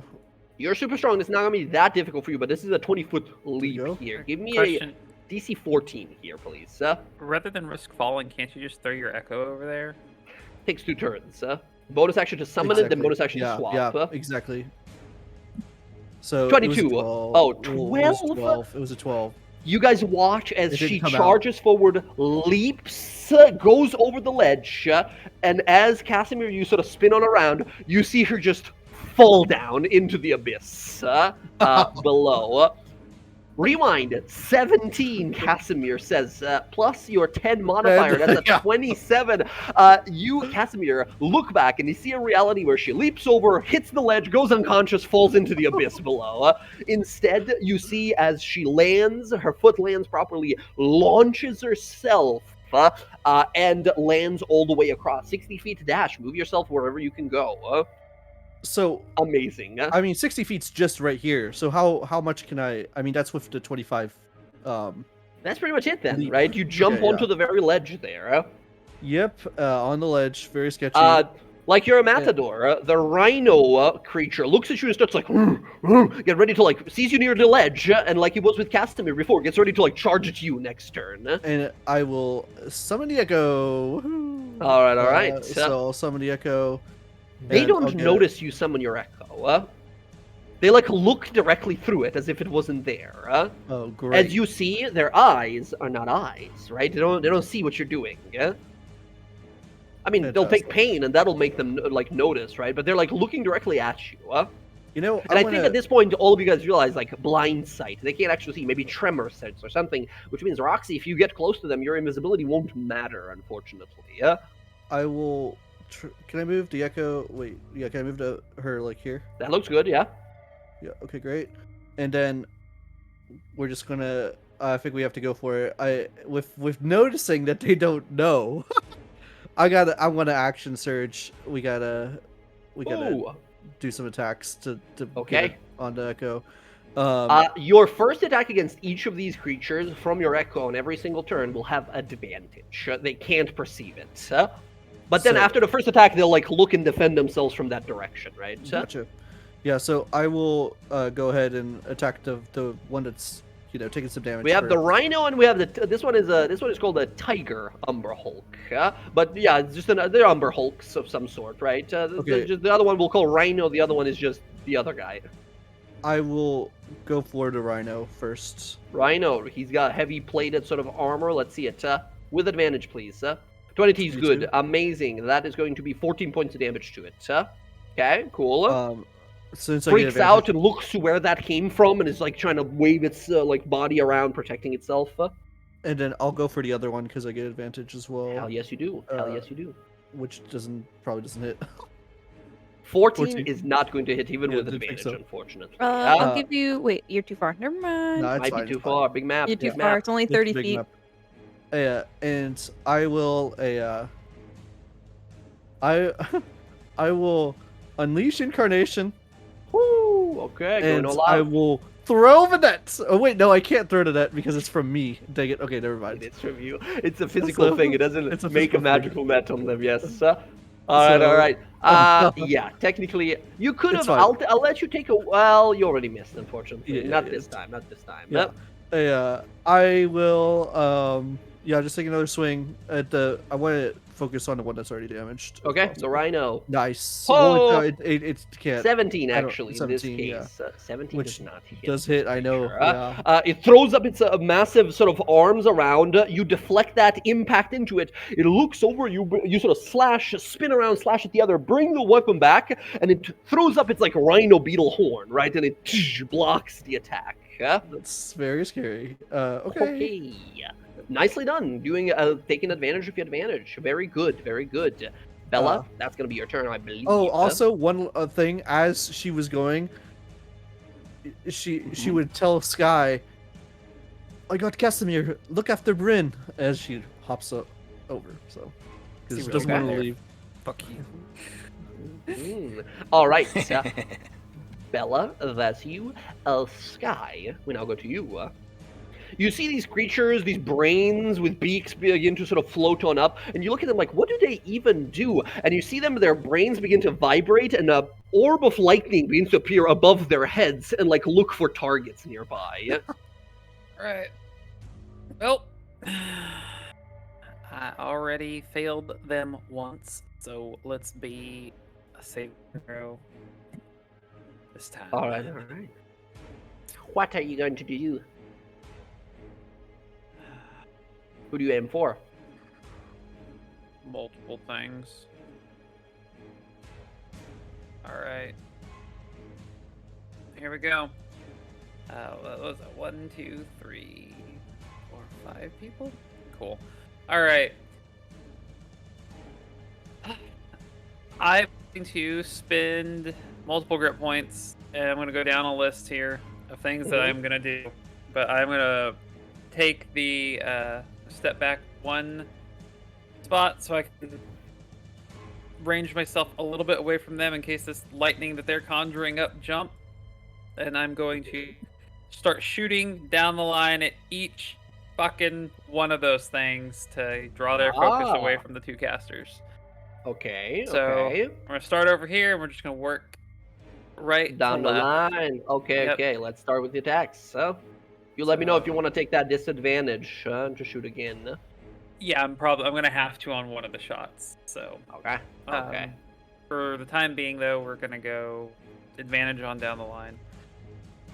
Advantage. You want to use your grit points for the aim Yep. shot? What is it called? Okay. Okay. Yeah. Let's go. Let's blast them. First shot is 25. Easily hit. These things are super easy to hit. Like it is nearly impossible for you to miss. Nearly. That is going to be okay. So here's the thing: you do the damage here. Cruel dice helps. Lightning, they don't seem to take as much lightning as you would expect. Okay, they might be resistant to lightning. Still a solid impact. Didn't actually mean to have the cruelty on that one. Okay, gotcha. So yeah, this is. I'm not really aiming for a whole lot of damage here. Okay, just getting their attention. Yeah. Absolutely. First one. Next one. Second one. I'm gonna try and see without a grit. Okay. Just a 21 normal shot. 21 easily hits. 10 points on damage, and then lightning a little reduced. Okay, Perfect. cool. So then we will Next one action down. surge. Action surge. Let's go. We will shoot the one immediately across from Roxy. Oh grit my point back. god! There's the grit point back. You blasted this one. That's a critical. 18 piercing, and after reduction, it's 2 points of lightning. That's 20 damage to this one. That one is now bloodied from that one impact. Beautiful, beautiful. Perfect. And then we are going to One last. Yeah, I'm going to take the disadvantage. I'm going to spin one round of that barrage, and I'm going to fire off 2 shots. 2 shots with disadvantage. Go ahead. Yeah, And see if I yeah. can't hit both of them. We'll go again right to left. 25 with disadvantage totally hits. All right, so there we go. I'm at a Solid. 26. 26 again totally hits. Okay, got it. All of them are now injured, and every single one of them looks to you where they were like aiming at your party with these balls of lightning that are like conjuring above their heads. They all turn to look at you now. Okay, nicely done. I will I'll look do at the- Bryn and say, I am sorry that I shot you. I hope this adds up a little bit. We'll have to see if you got a hole in your shoulder by the end of this. Why did you have to talk? Now they're going to look at you. Well, here's the thing. Luckily, you are so incredibly perceptive, Bryn, because she says this and you hear it through all the like, as they're like She's like- screeching and squealing. Yeah, she clocks it. She looks at you. Okay, awesome. You got their attention for better or for worse. Sky. Out of curiosity. Please. Oh, yeah. Oh, I was just gonna ask, did all the gunfire? What did that do to the Umber Hulks? They sort of like every time it happens, they jump a little bit and keep looking that direction. But you realize as they're sort of looking, as if they're like, they're not even intending to sort of move that way. Because you realize it's a giant hole in the floor. There's a bridge that was broken in half. You look at these things like you know they're like natural predators, unnatural, but like natural for the underdark predators. They're not gonna risk their lives jumping over a giant bridge that they might fall into. They know how this works, right? They're trying to throw you off the bridge. And they're like flinching and looking at that direction, but it's every time they're looking as if like they don't know where it's coming from. AKA, she might be outside of their range of vision. You, I think, at that moment, being a martial sort of combatant there, Bella, realized like if we make it across this bridge, they might not be able to just follow us at all. Okay. These Grell creatures float up, get shot by guns, a thing that they could never imagine in their wildest dreams. All spin around to Sky, all shoot 2 lightning bolt attacks. Not lightning bolt, but these like lightning orb attacks. That's 10 attacks against Sky here. Sky, all of them turn and just start blasting. They start conjuring it. Let's go again from right to left as you guys watch a lightning storm begin to surround Sky from all directions. Sky, here goes. First guy, 2 times. That's Natural 20. Second, 16. That's a miss. Second guy, 2 attacks. 11, 20. That one, I believe. Yeah. Third guy. Oh, Silver Barbs. That's a reroll. There you go. 8. Totally misses. Okay. Third Third guy, 13 Miss. and a 20 again. Hit. Okay. Fourth guy, advantage Bryn, got it. 9 misses, 7 misses. Last guy, 20, 19. Yep, both those hit. Okay, we have a crit, hit. So 4 of them hit total. Pretty damn good. Here's the crit. That's 11 lightning. 6, 4, and 6.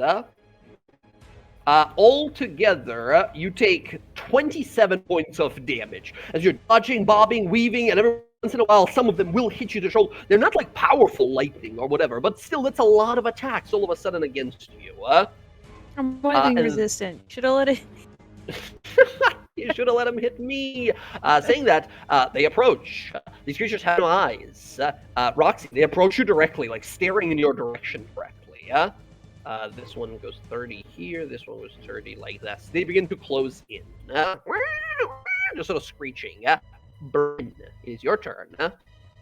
All right. Well, she's okay for right now, right this second. I'll bonus action into Chalice. But awesome. Would I know if her Echo has to make saves, like a Wisdom save, if I cast a spell?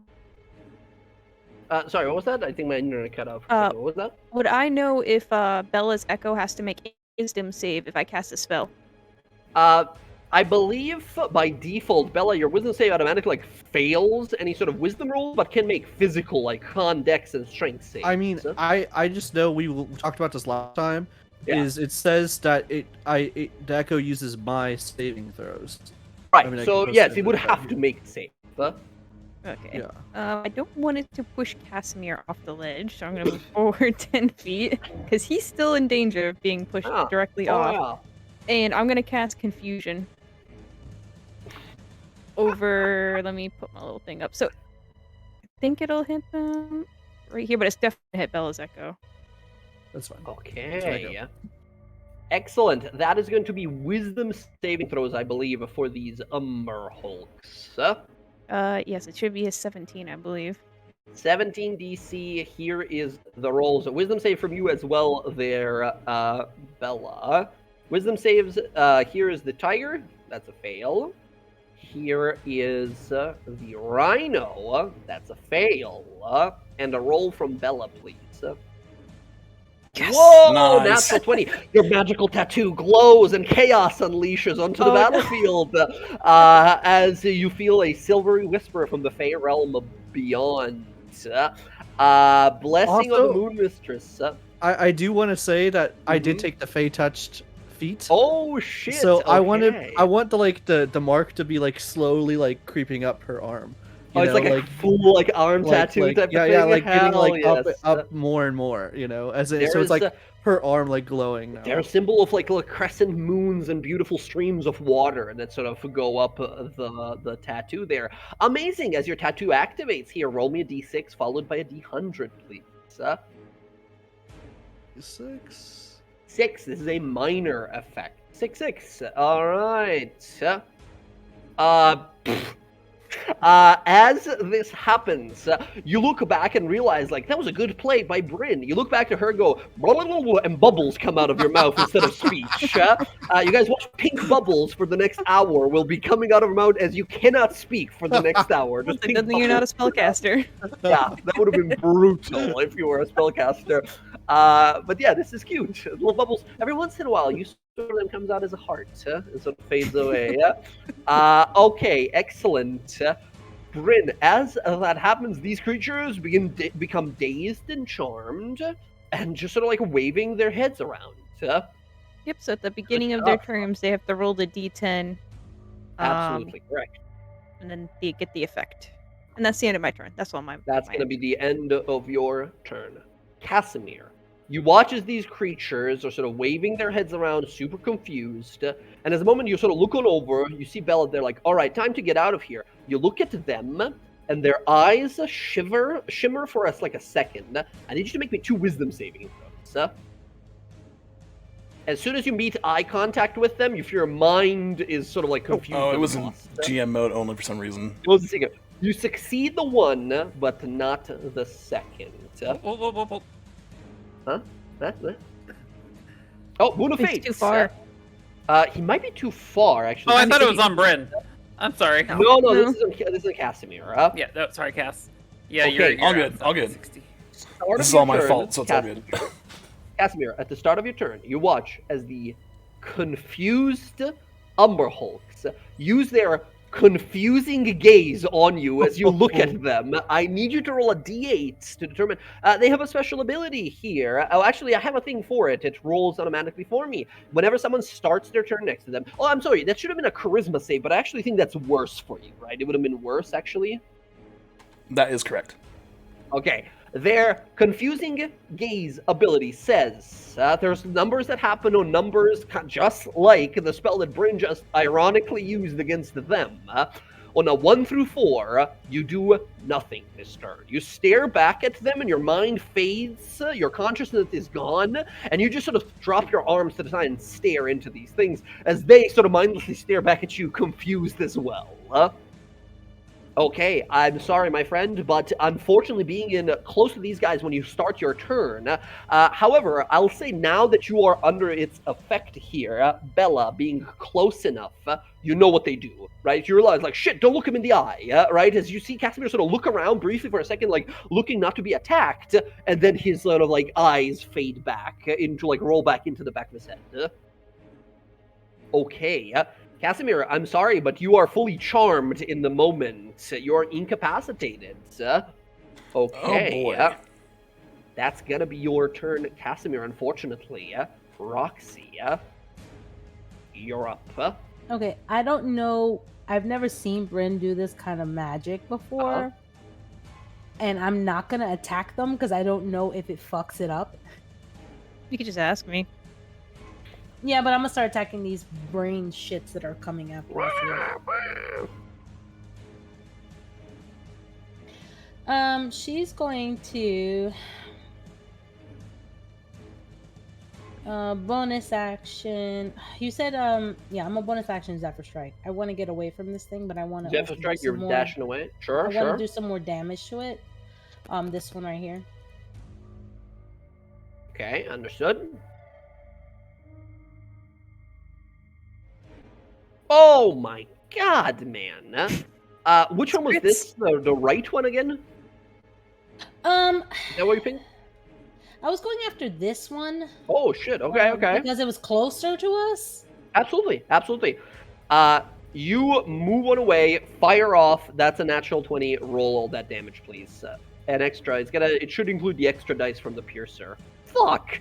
That's my so the piercer. My god. 27 plus 13 plus 8. You do 48 points of damage, instantly killing the thing. The arrow embeds itself into the brain of this thing. It loses all sort of functionality and falls. Actually, not that far. It falls onto the edge there. Dead. Gone. Instantly. God damn. I'm so happy I picked that fucking feat. I told you That's to. Remember, you were like, you should take this one. I was like, this one gives me another damage. I was like, hey, Alvin, accuracy or sharpshooter or stuff like that. She's like, I got a good feeling about this, and yeah, I need more dice. I don't have another attack. That's all I have. Yeah, this was actually super clever, super clever, especially because you have a lot of chance to get natural 20s, right? So yeah. Okay, awesome shit, Roxy. That's your attack. Bonus action to cast your spell and move away. You have a bunch of movement now extra because you used the Zephyr Strike. I do not want to move. I want to stay right here. So Chilling that way, right there. Yep. Okay, we go to the Umber Hulks. Then Quip is just gonna keep moving after Bryn. Oh, what? Oh, D10s, oh, yes, I was saying. D10s, yes. For them, it's a D8. They have a simpler version of this, but you have a full spell version. They're, first of all, charmed and reactionless. Let's see what happens to them. Roll a D10. Once again, I said we're changing this spell a little bit. The option that says they just take their turn is no longer an option in my games. I hate that Confusion Spell even has this option that's like, well, they failed to save, but they rolled a 10, so they get to take their turn as normal. So instead, we're putting and that was like a 10 and a 9, right? Whatever on Confusion. Can you click the thing if you don't mind? Oh yeah, sorry, I was just reading it from my spell list. It's a If you don't mind, we're gonna alter the spell a little bit so it's never bad. Yeah, I can change it right now. Yep. I'll open it. Okay, yeah, 1 through 6 should be creature doesn't take a thing. 7 through 8, creature uses its action to make a melee attack against a random thing. the last one, 9 through 10, we are going to remove that says it can act normally, whatever. We're going to remove that. Instead, let's see. Instead, 9 to 10, we're just gonna, you can rename it to basically be similar to what they do, which is a creature uses no action and moves in a random direction for its full movement. So that's on 1, by the way. Oh, the 1 is just not in there, I guess. Oh, yeah, it is. There it is. Creature uses Yeah, the no creature movement. moves. Oh, I uses all just its didn't see. movement. I just saw the 2-6. Gotcha. In which case, we're gonna, for now, keep the 9 and 10 as a part of the 2 through 6, right? The, like, can take actions or whatever. But I'll come up with another thing after the session of just, like, this is what happens on 9 and 10, because it should be, like, special and cool, rather than, like, oh, I'm okay, and punches your friend in the head, right? So, yeah. Okay, cool. So first one is 4, which means it just sort of lazily kind of loses controlling consciousness, right? It's just gonna like eyes glazed over. Speaking of, good thing we changed that. Hey, number 10. This creature takes no actions. Amazing as well. Doesn't move or take actions this turn. I will say, because you rolled a d10, these guys is a special, like, confusing gaze. Has a property that if they are incapacitated, it doesn't work. I'll say because you rolled a 10 here, he like goes unconscious for just a second, where Casimir, that charm effect fades on you and you come back to your consciousness. Oh, good. Because you're so confused. You are fully operational, but you realize, like, shit, don't look at them anymore. Do not look at them. Okay, there we go. Both of them are super confused. They spend their turns doing nothing. End of their turn, I believe they make wisdom saves again. Here's the tiger. Nope. Here is the rhino. Nope. So close. All right, Close but perfect. no cigar. Close but not enough. Bella, at the start of your turns, do you look at these creatures? I mean, it's just a charisma saving throw, and you have advantage, like, whatever, right? No, I do not look at these creatures. All right. With Almost my had 'em. charisma of 8, I don't think so. Hey, man, I believed in you. I don't know if you do, but I believed. All right, cool. You look at these things and realize, like, okay, don't look. I'm going to have to. So while you're trying to attack them while not looking at them, obviously you're going to have disadvantage on attacks. However, your echo attacking will negate it for the first attack, right? Right. So no advantage, but you would have, like, normal roll while the echo is attacking first each turn. Is there any way I can, like... Because I can attack through the echo. Can I shove Casimir? Once again, not exactly. It's a metaphysical, ghostly individual. It can't interact with objects how you would like it to. How are you? These are big, heavy creatures. If you get closer and try, once again, it would be a little disadvantage, right? Because you can't see them properly and all that. But if you want to try and shove as yourself, you can approach. I'm talking about shoving Casimir. Oh, Casimir. No, same thing. You'd have to swap places maybe with the echo and then shove or something like that. But the echo can't shove. Gotcha. It's Okay. meant for violence. Meant for violence. Yeah. I will swap places with the echo then. All right, I'll move the echo. You move yourself. Gotcha. Bam. There we go. I will then. So in shove, is an action or does it use one of your attacks? Shove would be an action for most people, but if you're a fighter or a class that has extra attack, it counts as one of your attacks. It's an improvised attack. Great. A special attack. Great. Okay, great. So I will attempt to shove Casimir with one of my attacks towards, hopefully out of their melee. That's what I'm hoping. Yeah, figured out. Casimir, do you allow her to shove you, or do you try to move out of the way? I think he allows her because he's still getting oriented from being confused. Absolutely. Casimir, you are pushed 5 feet away further. Bella, if you want to make sure that is fully finished, you can move up and do it again. Thank you. Sure, I'll do Not it that again. far, this far, right? Yeah, So yeah, as you yeah. move, So- and the next shove, yes, you can get him out of the range fully of these things. They look towards you for a second and then spin their head all the way around, confused, still sort of charmed, looking about. So you realize, like, this is our chance. Yeah, so That's 2 attacks. that's 2 attacks. As an echo, you could have made what's it called? Unleash Incarnation before you teleported, I guess, if you wanted. But if you wanted to just chill here for now. I just want to let Bella know, they can't take reactions due to the spell, so you don't need to do that. He can just Oh, move that's before the right. next turn. That is true. They are charmed. I totally forgot about that part as well. Technically, Oh. don't have a reaction, so you don't need to shove him. He can just leave. Oh, okay. So we'll take Yeah, your so turn you back. attack him. Yeah, we'll take your turn back here, absolutely. To say as you plan this out in your head, like, Yeah. I gotta get him out of safety, and then Bryn tries to point, her hand falls to the side, points with the I other wanna- hand, says they can't attack, right? So, Take that Push back them then off. with my I want to keep my echo there then, if that's okay, okay. gotcha, sounds good. I'd like to move off the edge though, with my actual person. But it was so cinematic. All right, fine. And then I will take some attacks with the Okay. echo. Yeah. So Hell yeah. I get Confusion is a great spell. They don't get wisdom saves again when they take damage. You just get to wail on them as much as you want here. So it's just straight roll, you said, because I'm not looking at them. Because you're not looking at them, unless you're attacking through the echo, right? I am attacking through the echo. Right, then it's a straight roll. If you're attacking yourself, then it would be disadvantage. Okay, gotcha. So echo, go. Echo, go. Another natural. Oh, no, never mind. No advantage. It's my bad. not, Okay, that's a 22. That totally hits. This is a Rhino or the other one? I'm trying to take this Rhino out. It seems more. Rhino, it's taking cold damage as it should. That is going to be 12 points of damage to it. It's very close to bloodied at this point. Yeah, I'll hit it again. Same guy again, okay. Same guy This again. time, no advantage here at all. That is going to be, 21 that time. That is 10 more points of damage. Look at all these crits I could be having. It is now bloodied. You stab into it while it's just sort of like confused, waving its head around. Hell yes, nicely done. Yeah, I'm going to Okay, save okay. the Unleash Incarnation. Yeah, I'm just going to save it. Gotcha. Then I believe that is going to end your turn for now. That is my turn, yep. My god, heroic leap over the thing, start slashing and stuff. Very cool. Bella, that's you. Speaking of sort of heroic sacrifice over here, in the middle of a lightning storm, Sky, you're getting zapped nonstop. You feel these burn wounds on you as lightning hits you to the back of the head. You feel some of your like hair ignite almost as you put it out. They are just fucking you up. They're fully focused on you.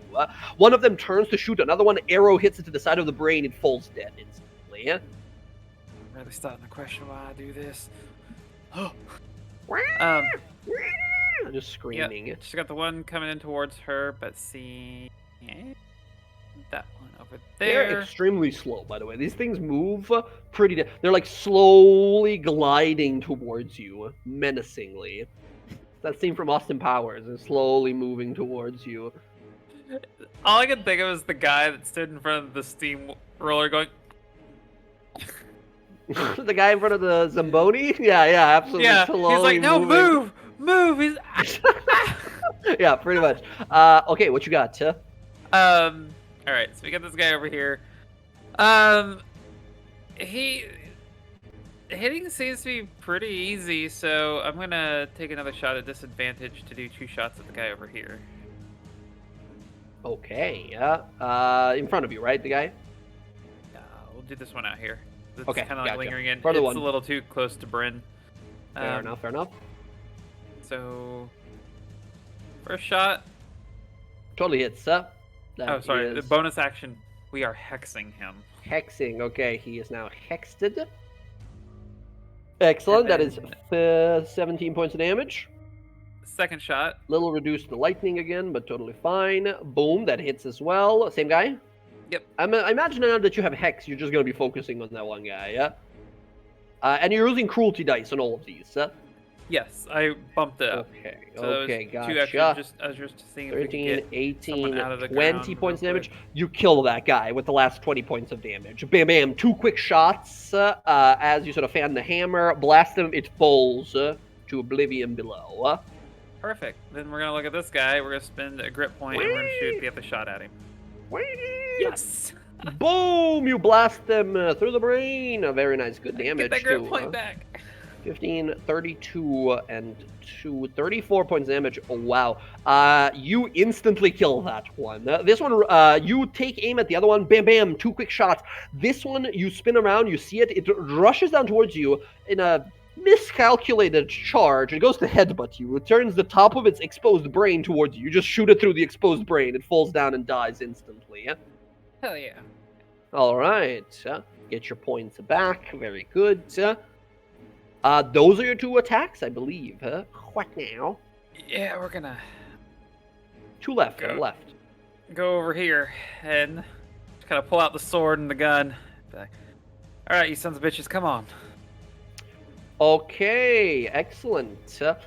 They're like squawking and talking the whole time. None of you guys would happen to speak either Umberhulk or Grell languages, would you? Just checking in. Just check in. No? Yeah, I missed that class. Bunch of uneducated adventurers. Jeez.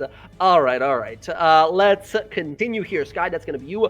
The Grell monsters. This one floats up to you, squawking as it does, and tries to wrap its tentacles around you. Like so. 15, huh? I don't think so. No. This one does so as well. 17. I think that's That will meet barely. Yeah. Okay, 2 things happen. As it grabs you, you feel the poisonous venom on these tentacles. I need a con save from you, or you become poisoned. DC 11 only here. I'm gonna give her a wheel. Ooh. She's 30 feet within me. Oh, Yes, totally. Absolutely. That is going to be D6 extra. 3 is a 12. 12 is enough. Need an 11 here. Fantastic. Awesome. Bad thing is, yeah, you would have been paralyzed while poisoned by these, which is a bad time. You're also grappled. As you're grappled, they together are going to start moving you. Ooh, they have 10 feet. Oh no, just over the ledge. You are being held by a tentacle monster over the ledge, dangling as you look down into the shadowy abyss below. That is their turns. The one in front of you, Sky, that didn't manage to grapple you, pokes your eye out with its beak, or tries at least. 16. It's trying to bite you. Kick it in the brain. And goes flying away.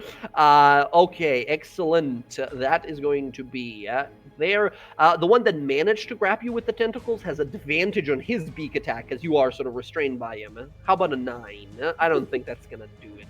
Nope. But you do hear right. Sky screaming something about, I wish Samira was here. All right. It just is carrying you off. They got what they wanted. They're leaving, they think. Bryn, your turn. All right, I'm gonna cast Aura of Vitality. That's gonna get It's a rid concentration. of the confusion. Oh, is it concentration? Shit. Never mind. It is. Never mind. Not doing that. Fair enough. They're all concentration. That's the worst Yeah. thing about you. Being a druid, right? Being a druid. You go to rely on that guiding bolt, right? But you feel that pain in your shoulder, huh? I know, and then it'll drop Sky. All right. Well, you know what I I got will dropped into an abyss hole before, and she flew up because you guys helped her. It'll work this time as well for sure. Oh, I've got plenty of spells this time, so don't you worry. Anyways, You guys did fight a druid guy at one point, and she fell into a raptured earth, if I remember correctly.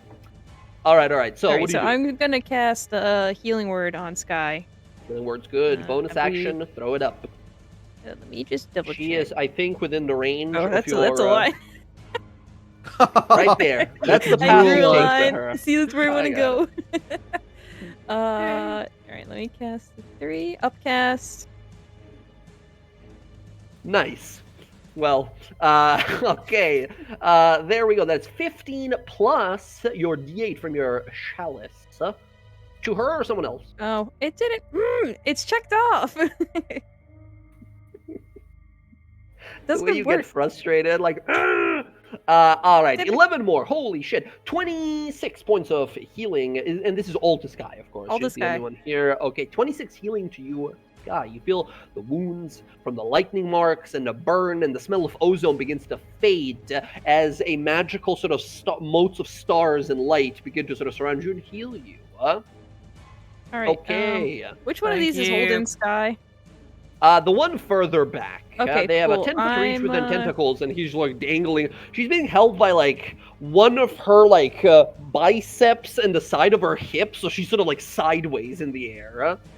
All right, I'm gonna shoot the one that's not holding her, which is closer to me. Yeah, absolutely. I was trying to like beak at her, just poke her with a beak. Obviously, why? Healing what? word. It feels much better. It had a gun wound in it. It feels much better now. I clicked on produce flame. I don't know why I did that. Okay, let me look over. I don't know, man. I don't. Oh, it's at Hey, there it is. disadvantage, so hold Plus on. 12. What the I don't know what's going on. It's Chalice of it's healing is taking my adding in chalice there. now. What the fuck? It's all Well, came at up to- 25 is good. That is No, 6 points of 18, fire. 18, because it's at disadvantage.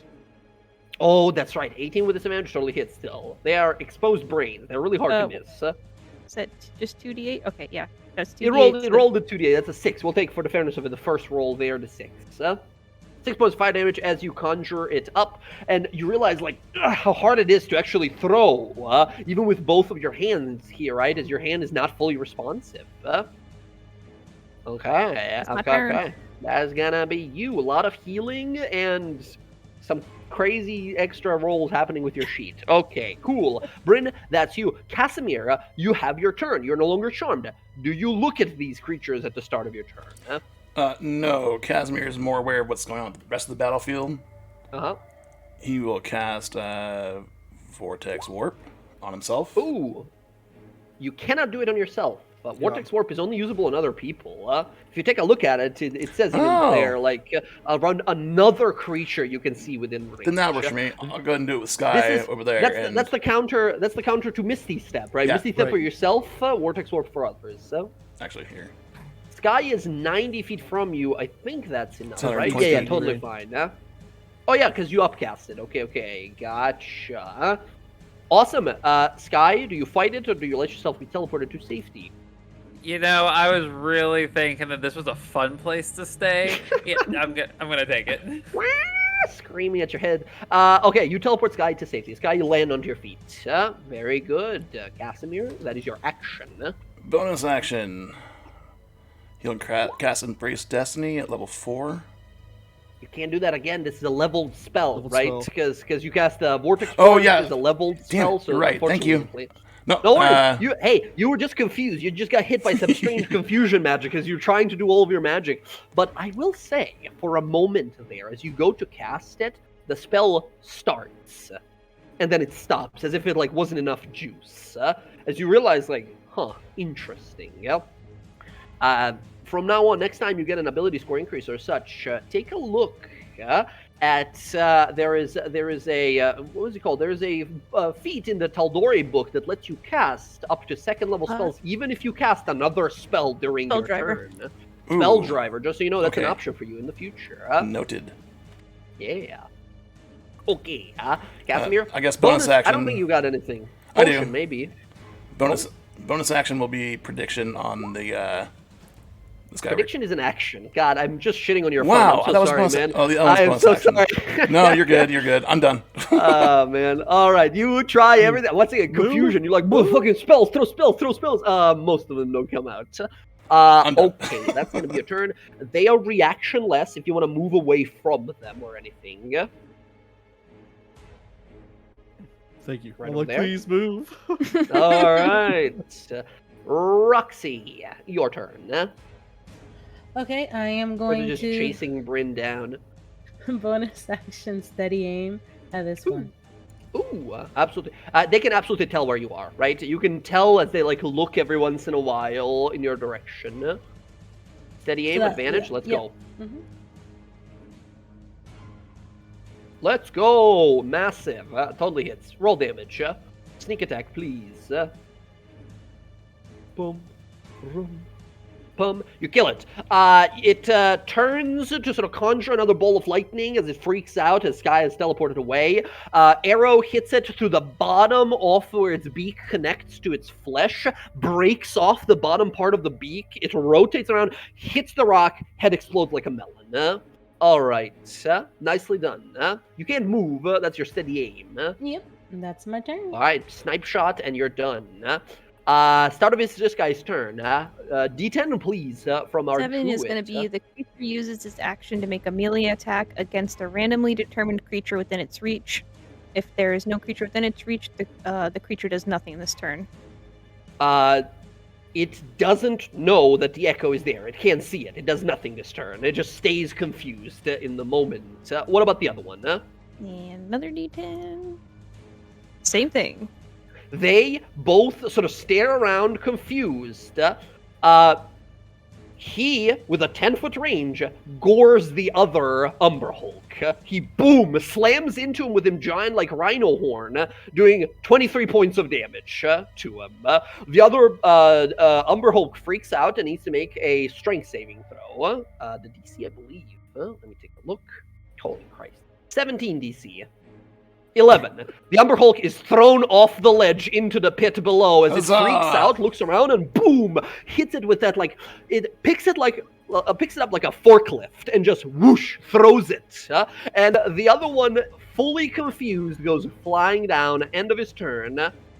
Still confused. That meets his death down below. The rhino, still confused.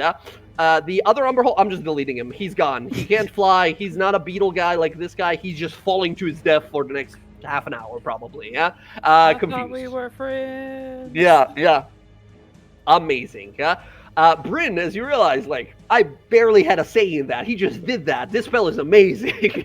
All right. Yeah, this guy has a Goring Rush ability that whenever he sort of slams into people, they're going to make strength saves or be knocked away from him. 20 feet. That's plenty enough to throw this guy off the edge. End of his turn, he failed to save. Bella, do you look at the creature? Hell no. You are looking the other way, like, I can't look at it, and from the corner of your vision, falling down into the pit is the other one that, like, swinging his hands around. Man, I want to look at Cass and be like, can you get across? I can, but that's not the direction I'm heading. We'll find a way. Can you get across? I'm not going to leave you here. Yeah, I can get across. Man, I don't know if I want to leave him. You look at this thing, it's nearly bloodied, actually. You've put a I lot of know. work into it already, huh? Yeah, I think for now I want to just. Sorry, you don't say any of that, huh? Oh, that's right. Bubbles coming You're out of your so mouth. right. Oh my gosh, I am an idiot. I forgot about Yeah. that. What are you saying, Bella? Hearts and bubbles coming out. That's funny. I almost forgot, sorry. I forgot. So A lot of shit happened, yes. So Okay. what do you do on your turn? As you realize, like, Well- I can't, this is awesome. I'm breathing bubbles, but, like, I can't communicate. I just say F it, and I'll just go into. I will just keep attacking them. All right, The Echo with the Echo. first one, disadvantage, advantage negated, so normal roll. Go. 24 totally hits. That's not resistant to cold or anything. That's 12 points of damage to it. Yeah, going into badly bloodied now. I'm gonna say because it's currently incapacitated and like does nothing for the turn because it's charmed still. I'll say as long as it remains charmed, all of the Echo's attacks for the turn will have advantage because it's helpless, right? It's just sort of like looking around, confused. Go ahead, make one more attack if you want to. Okay. Jesus. Oh my god. 19 points of damage. One more like that, and it is out of commission. You slash once, peeling a massive part of its like carapace away. It spins its head, sort of confused around, and you stab in through its chest. The spear's tip exits the other side of it as you sort of retrieve it. I'll unleash incarnation then and try to put it out of its misery. I need a hopefully. good roll. I need a good damage roll here. It doesn't hit. 16 does not hit. So you guys have figured it out by now. AC 19. I thought it was advantage. It is advantage. That is correct. Well, okay, it's advantage canceled. and disadvantage. It canceled the disadvantage, right? So advantage because she's not looking. She has to look at the thing to not be disadvantaged. So 16 won't hit. However, looking at this thing, you maybe like get a little sad to yourself, Bill, as you realize, like, man, I just bought some dope armor. Making an armor out of this thing would have probably been pretty fucking dope as well. All right, cool. That's gonna be your turn, I believe. Yeah, that's it. All right. Sky, there's a guy over there who tried to throw you off the cliff, just like floating there, screeching. There is, in fact, a guy over there. We're gonna move the hex to him. He says in Grell to you, if it wasn't for you and you meddling kids, I would have gotten away with it, right? As he's just squawking at you. Can you hear me? Yes. Yeah, okay, yeah. So I'm gonna move the hex over to him. Okay, he's now hexed. And then we are going to... Oh, what the hell? Well, been the last little barrage. We'll try this out. See how well this goes. 2 shots at the brain balloon. Ooh, okay, go ahead. That's a 13. 13 hits. Once again, exposed brain, not a lot of defense. 14 and 7 and 3. Okay, so 21, 23 points of damage. One more like that, and he's out. That's the second shot. Second, that is 9, an extra 10. Oh, he just barely survives. He's barely living. Son of a bitch. Normal shot. All right. How many cruel doses do you have left, by the way? Oh, it would have been the first one would have been expended on the first shot. Okay, gotcha. All right. And this is the extra attack that you make here using, how do you, this is, because you made, that is, yeah, the disadvantage shots, and this is the second shot. Gotcha. 19 totally hits, does 11, extra necrotic, extra lightning here. That is the kill. This side is now clear. Bam, bam, bam. 3 quick shots to it. Bullets through, sort of rip through the brain matter, the gray matter of this creature, and it falls to its death. Awesome. Any movement for you? No, that is my turn. Okay, understood. Nope. Bryn, we go to you now. So hypothetically, with the brokenish arm that doesn't work, I couldn't use the sky sail, could I? I would say yes. However, every time you're on sky sail flying around, and you would roll like a natural 1 on a con, dex, or a strength save, you would automatically fall off. So no matter what the con, dex, or save is to what, right? You lose balance because you can't hold on properly, and you just fall off. Otherwise, you can still totally use it. Okay, I'm gonna use it to cast fly. Okay. And then 60 feet of movement flying. 50 feet of movement. 60. 60? I don't need 60. I'm gonna land right here. Then I'm gonna land. I'm not flying no more. Sure. And then I'm going to... That is a leveled spell already. So I'll just cast Produce Flame on the Umber Hulk at disadvantage. Once again, hate to ruin your fun. Fly, unless it specifies in the sky sail, is an action spell. Oh, that's right. Sure. That's why I was like, in my head, I was like, I could cast. Although I believe It's you can not still just cast me. the spell. You can still cast the spell, I believe, as a bonus action because you cast the spell from the item. Oh, okay. So a leveled spell would still be fine. Yes, from when you're Okay. using from an item. All right, cool. I'll cast Healing Word on Casimir. Healing Word of Casimir. When you approach, do you look at these things? No. Okay, I'm looking at gotcha. Casimir.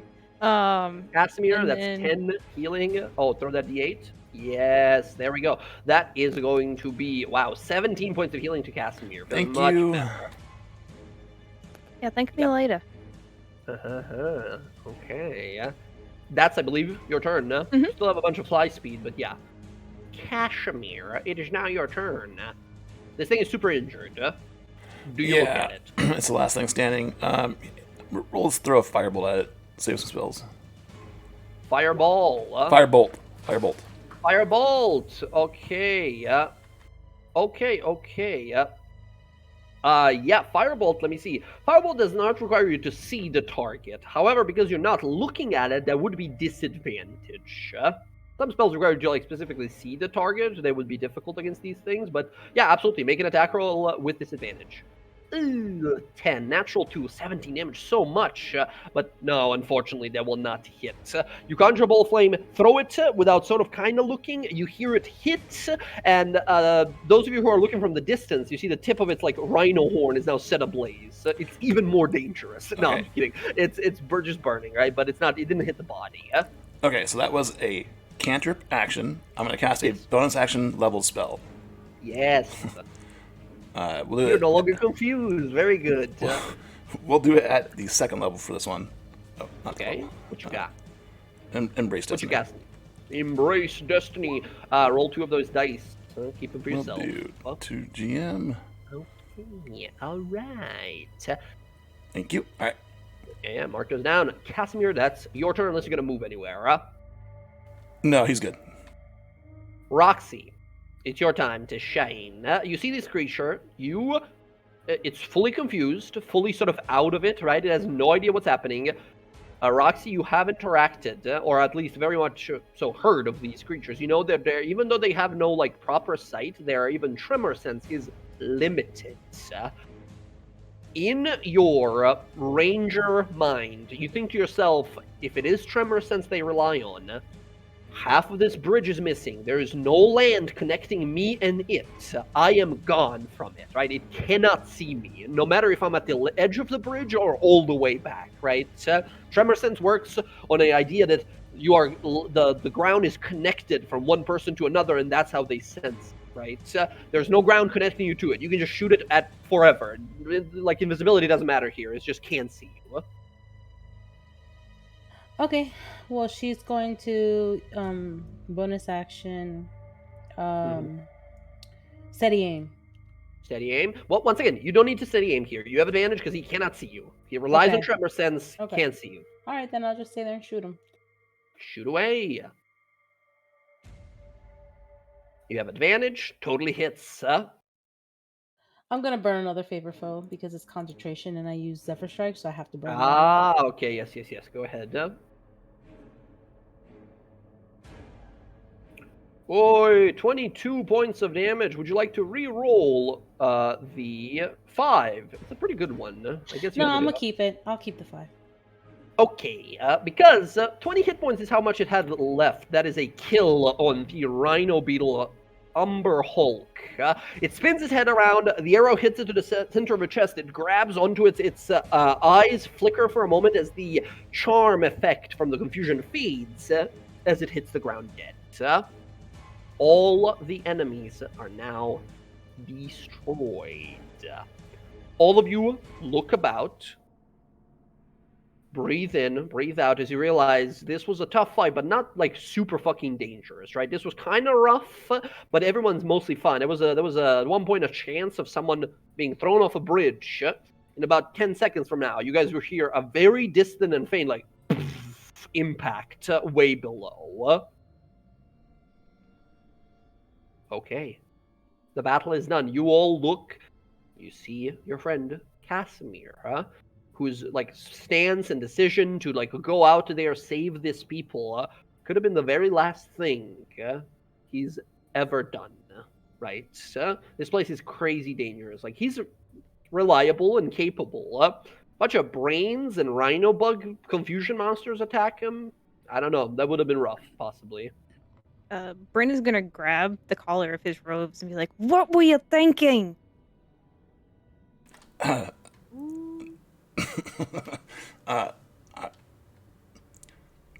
don't know. You all were out fighting, and I just wanted to help these people, and it That didn't doesn't seem make like any sense. Why wouldn't you just ask?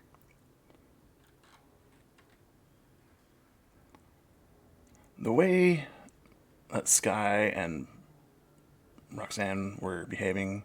I don't think it was the time, and I didn't want to. I didn't know if we were going to stick together. We're here, aren't we? The Yes, problem I and- have right now is that we're going deeper in. We didn't get a prop. She's just really frustrated. And what's going on with your eye? There is something going on with my eye. I don't know what it is. I think ever since I used that page, I think. And her face kind of just like Give me the pages. You've been carrying them for too long. Casimir, that doesn't sound like a good idea. You shouldn't do that. Remember what I all told you about that wizard with the fucking book? I mean, they're safer with you, right? How's she gonna protect them? They are safer with me. Do you hear Casimir. yourself? You left without us. Can I fight to go that, Jay? deeper into the under. No, it feels very natural. Like, yeah, I should keep these. These are my own thoughts that I'm making in my own like accord, right? It Damn it. feels like you should keep these. Like, I mean, they're your friends. It's not like you're like, no, I will never give it to, right? But to you, in your mind, in your rational mind, it is best course of action. They stay with you. You have arcane ways to hide them. You have an amulet that protects you from any sort of scrying, right? Like, how is anyone else but you gonna do this? Hey, Bella. You remember when we first found that page and he made us promise that we would help him if he ever started to get crazy about him? Yes. Take the pages from him. I will take the pages from Casimir. In his No, pocket dimension. they're best saved with me. Stayed with me. I can hide them. Casimir, as they sort of mention what you have told them before, make a quick wisdom saving throw. Thank you. Wow.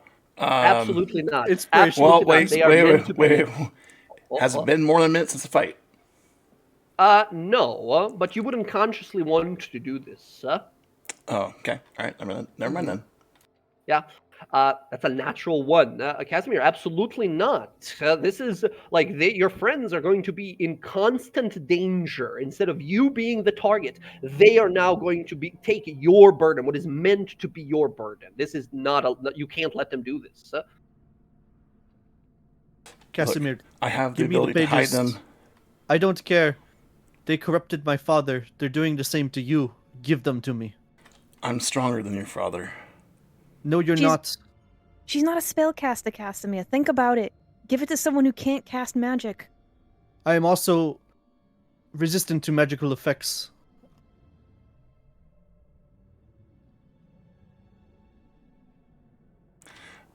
I will take them from you if you do not comply. You see that he like takes a half step back, like he doesn't want to give them to you. You can definitely see. And I think at that point you guys realize like what's going on. Casimir is usually not like this. And then anyone proficient in religion or arcana here? Both. I assume other than Casimir. Kana. Other than Casimir. Casimir, all of this makes perfect sense, right? Natural one on your save. The rest of you who are proficient in religion or arcana realize, like, shit, he's under already, right?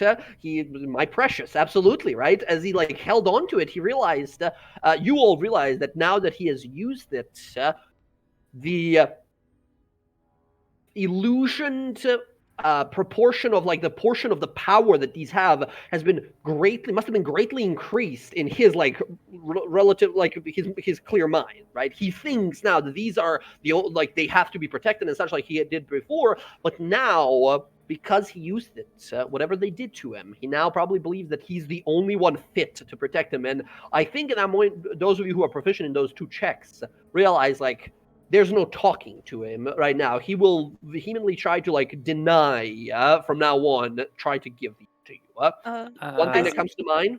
I was gonna say, as a healer, would I know if I could dispel this or restore Remove this? curse, dispel magic. All right, I have a grasp on him. I'm gonna dispel magic. Okay.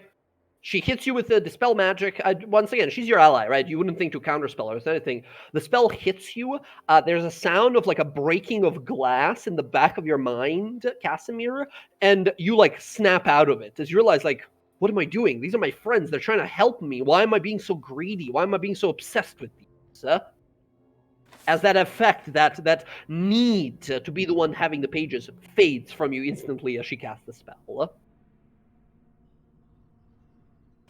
Oh, what the? Cass, are you in there? Yeah. Casimir, will you hand over the pages now?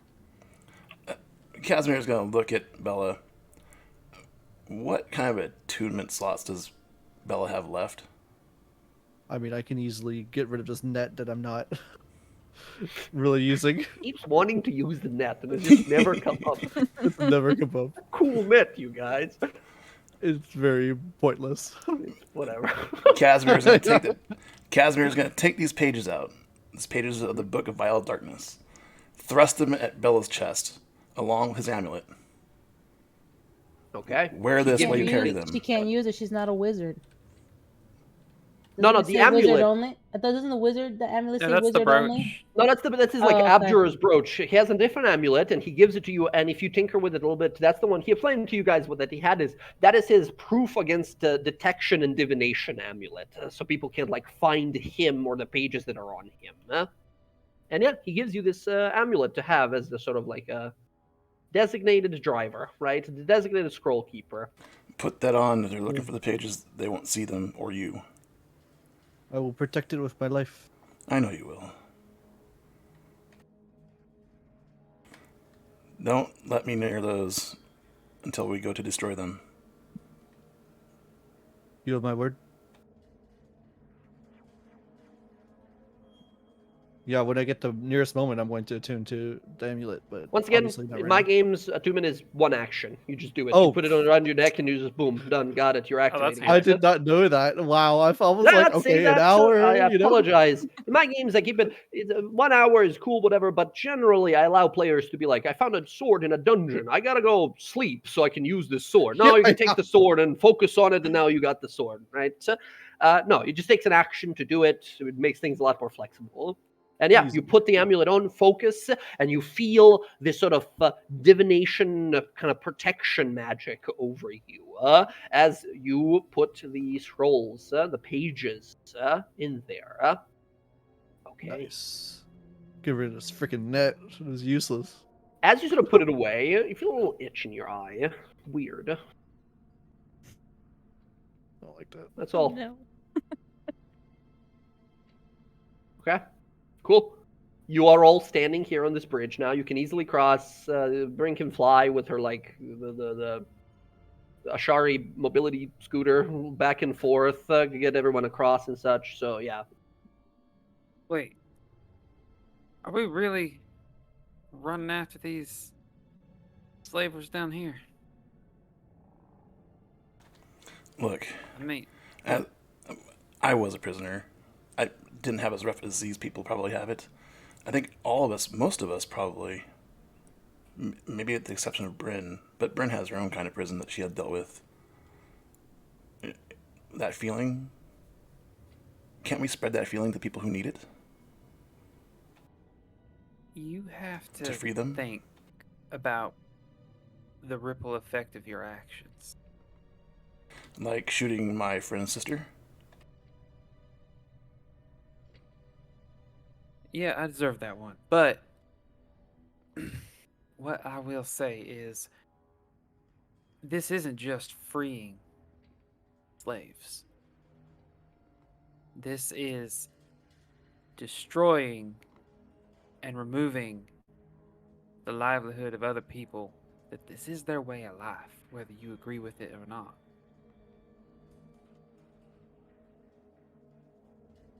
To save these few people, you might damn a whole other group.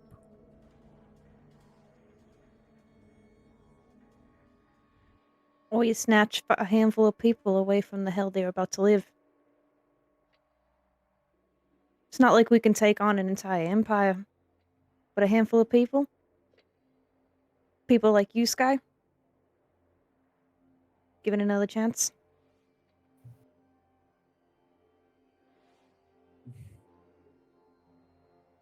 Fuck.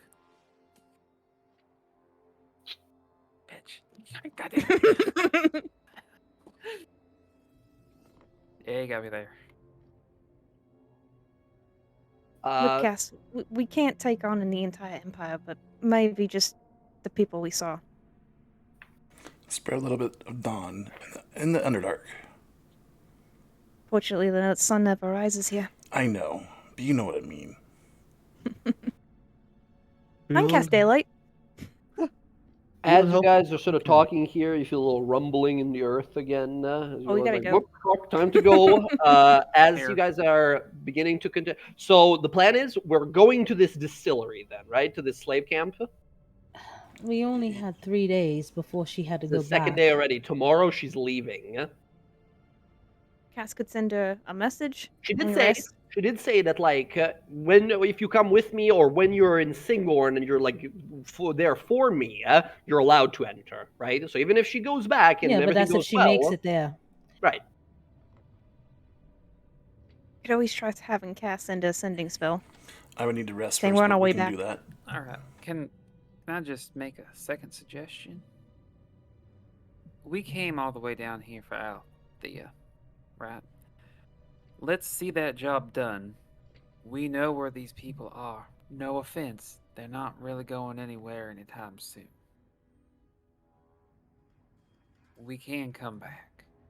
So you want to go escort Althea home, and we will come back.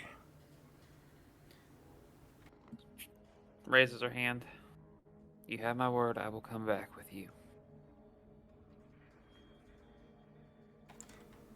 We need All to right. at least get her to the entrance. No, I agree. I figured you guys would all go back to taking her home. And what, Yes. leave you down here while we go take her die? back? Trust me, I'm in no rush to get into Singon. We just gotta get her to the portal. Well, actually, let's get her to the door, just in case. All right, Okay. then. So I You guess the all- plan is go back. Plan is go back. All right, you will take it double time traveling back to it. You will make it in time before she like leaves where Respin lives. We're gonna take a break here. Let's do a little 5 minutes break here. Bathroom, snacks, drinks, all that. On the way out, once again, I don't think we have anyone with like leather worker tools to be like, ooh, what can I make out of this like dope, super rare Umber Hulk stuff? Right? I don't think we got anyone like that. Can I tinker him into parts? He has no mechanical parts of him. He's a giant bugazoid. He's got No, but he does have a shell that might make a pretty cool like pistol grip. Just saying. That's pretty cool. Yeah, I'll allow that for sure. Some maybe tinkering going on with useful parts here. Okay, we'll do all that in 5. Let's take a little break here. Everyone, fucking amazing. Just listening to you guys RP is the best part of my games. Honestly, it's pretty dope. I was ready for PvP. I had a map set up and everything. Phew, man, let me tell you. All right. Bella almost made me cry. Oh my I was just God, like, oh, Bella shit. with the javelin of lightning through the hearts. All right. I'll be right back. I will be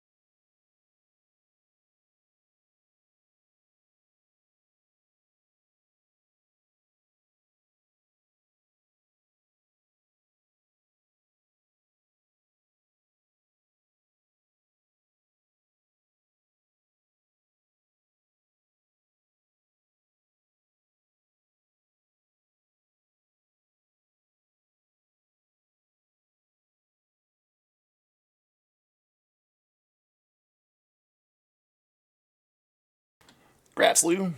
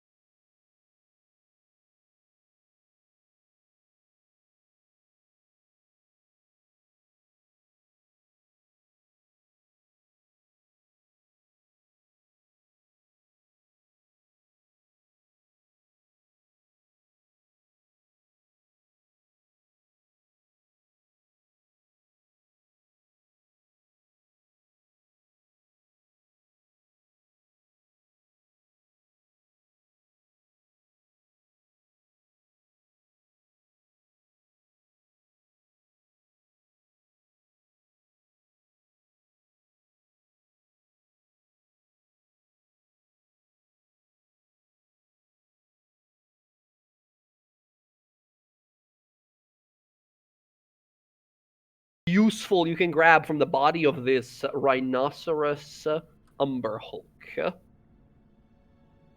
Or survival. If any of you are proficient in survival, that could work as well. I would like some parts, please. 21. Very, very nice. Looking through what might be useful for you, you find this like rhino horn at the front of it. This like rhino beetle style horn at the front of it. You realize is made of an incredibly sturdy material here, which you realize could be used for like the sort of what do you call it? Like the butt of the gun? What am I thinking of? There's a name for it, but I just call it the butt of the gun. Stock, I suppose. You realize that you can use this as a fantastic. If you were ever to make a rifle of some sort, this can make for a very stable platform, reducing some of the like recoil or such. Okay, you have a horn. Yeah, absolutely. You have a Rhino Umber Hulk horn. I am Anyone else? proficient in survival. If I could try to salvage anything off of it. Yeah, absolutely. Give me a survival roll. I'm gonna give it with Well, a cosmic omen. So an extra d6. All right, see if you can beat a 15 here. You 15. can. All right. Looking them through, you collect some other interesting things. First of all, let me roll a little number here. That's not how you fucking roll numbers. Roll 20 says. Hold on. Like that. 1. Okay. One of the creature's mandibles is still usable. Looking at it, you realize if you were to sell this to any sort of like ranger or a leather worker or like an armor maker or even a weapon maker, it could be something nice. Or you can try to fashion possibly a battle axe out of one of these mandibles. They're quite big. Mark down, you have a Umber Hulk mandible, and if you ever want to build something with it, it's like a big hooked, sharp body part of it. Cool. Other than that, you can collect a number of food rations if you feel like eating these things, right? Or some Umber Hulk claws that it has. You collect a total of 7 claws from it. These claws, you realize, like, they're massive. They can be daggers. They could be easily made into, like, non-metallic daggers if you ever need something like that. Once again, Ooh. you need, like a leather worker or, like, not a blacksmith even, right? This has to be a leather worker's sort of job to do it. And for you there, the horn that you got, Sky, will allow like easier crafting if you decide to work on like a big masterpiece, right? If you decide to make some crazy powerful gun. Hell All right. yeah. You all collect what you need and start moving on back. It takes you about that last day of travel. And you make it back to the little ruin where Respin lives.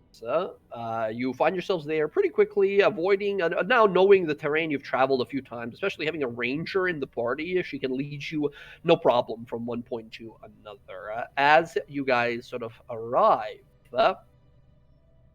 You hear a sort of conversation going on currently as you're entering the ruin here. Some of the Quaggoths look at you guys, kind of recognize you, give a little wave, and they go back to their own business. As you walk up to the little mushroom house where Respin lives, you hear that Althea is talking to him, sort of there, kind of looking out onto the field. Says, "How can you do this? You summon these undead monstrosities and force them to do this labor here." He's just sort of sitting there like, I don't know, man. I mean, I asked them for permission, first of all. Like, it's not like I can't just take a skeleton out of someone's body. Like, how would I even do, like, it would be a jelly person. That would be wild. And she's just sort of like frustrated looking at him, says, it's still necromancy. You're using evil magic to do this. He's like, whoa, easy with the, okay, let's relax here. This is just, this is druidism. I put a little spores in their bones, and they grow and make them move. It's very natural. She's just sort of looking at him, kind of disgusted. You all walk up. She turns and looks at you all. She walks up, says, "You're back, alive. Very good. We should leave." Yeah, we can leave. Thanks, Respin. Thank you. Yeah, dude, it's totally cool. You guys are fine. Just like looks over to Sky, like don't do the thing. Don't do the thing over here. It's really loud. Like, I'm not saying you're loud as a person. You seem pretty like okay, but like the thing that you have, fucking buzzkill, man, blew my ears out. Yeah, it does that. Yeah.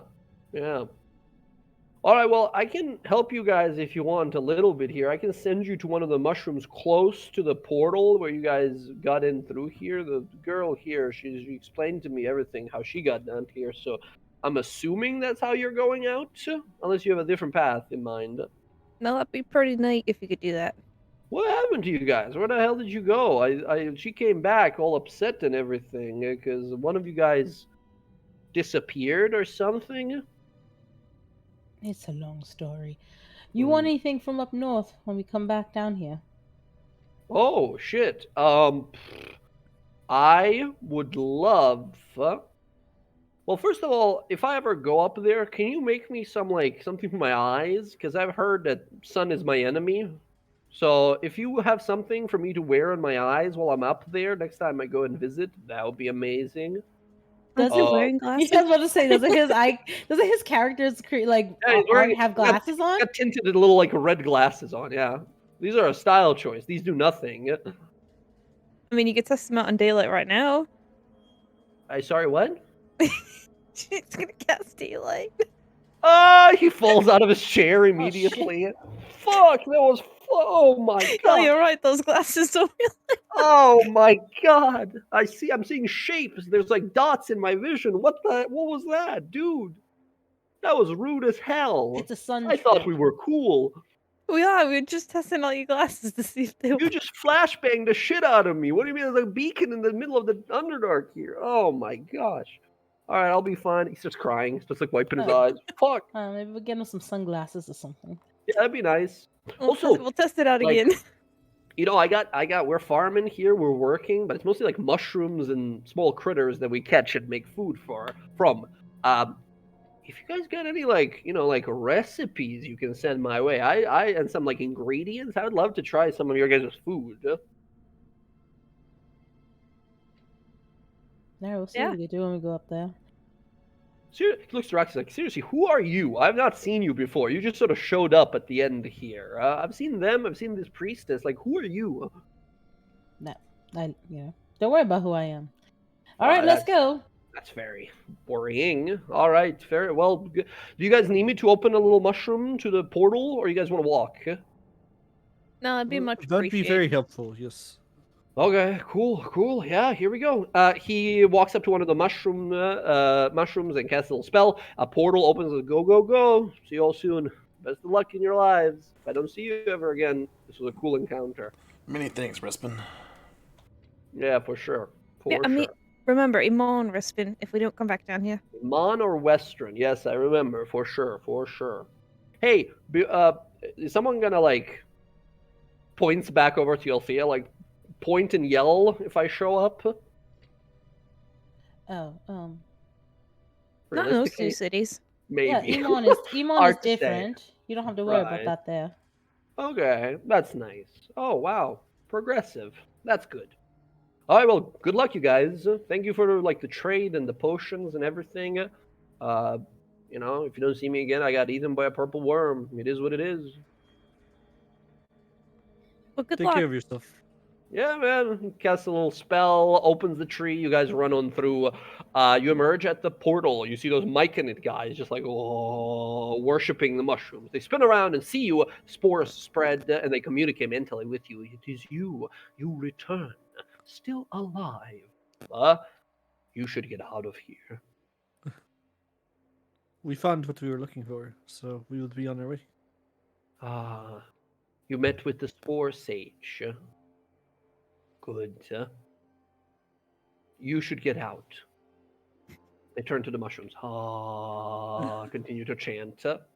As you guys walk up to the portal, Althea says, I got this. This is mine.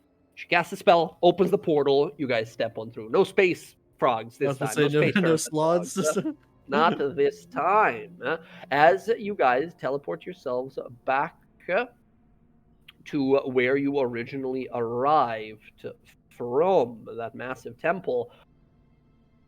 Let me move you back to where that was. This one. Yeah. As you all kind of arrive there, the portal sort of lighting up as you all step on through, remaining lit for a few seconds and then disappearing. The portal is dispersed. You guys begin to walk as you emerge onto the mountainside there. As you look and realize it's like middle of the night. You guys have like it's very hard to orient yourself time-wise, what part of the day it is and such. But as you sort of emerge and look on out, you feel the cold wind against your skin there. You see the vast, verdant expanse, the forest down below, and the beautiful city of Sing. You will walk your way on through and eventually begin to make your way to it. As you approach, you see that Althea sort of looks to you all, says, well, like I said, I know that I should thank you, but once again, I don't know any of you people. Thank you. Thank you for saving me. I surely would have died down there, if not for your last-minute intervention. But do you need something from Singor? Do you wish to enter the city? Having saved my life, I'm more than happy to allow you all to be my visitors. Yeah, I mean, I need to talk to you later about how we can find him. And can I have my book back?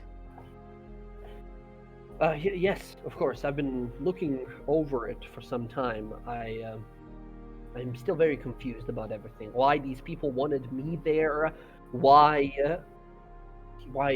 How he is still alive? All of it. It's so... Well, time moved different down there. We were there for 3 days, but it was like 3 weeks. strange. Very strange. I have no explanation for you, nor can I imagine one.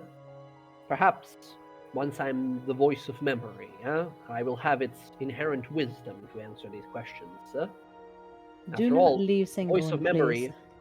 please. Yes, of course. If my destiny and my work proves prudent enough, I will become the voice of memory. And as the voice of memory, I will have access to every memory of every elf that ever lived and currently lives. If he is alive, then I will know where he is the same instant. He is alive. I really hope that is the case. Listen, if seems- a maze didn't kill him, nothing's gonna kill him. Very well. As she's talking here, and she sort of starts heading down to Singorn, Bella. Oh, Something about her seems familiar. Like, not the person, not the face or anything, but just something inherently about her seems familiar. Like Give me an insight roll. Okay. 18. You sort of look her over, and the whole time you've been traveling, you've been getting this sense of like familiarity. How? You're not sure why, you have no idea. But as she's sort of walking back to Singorn, for whatever reason, as she speaks of her home, that familiarity about her to you gives feeling of home, your home, and you don't know why.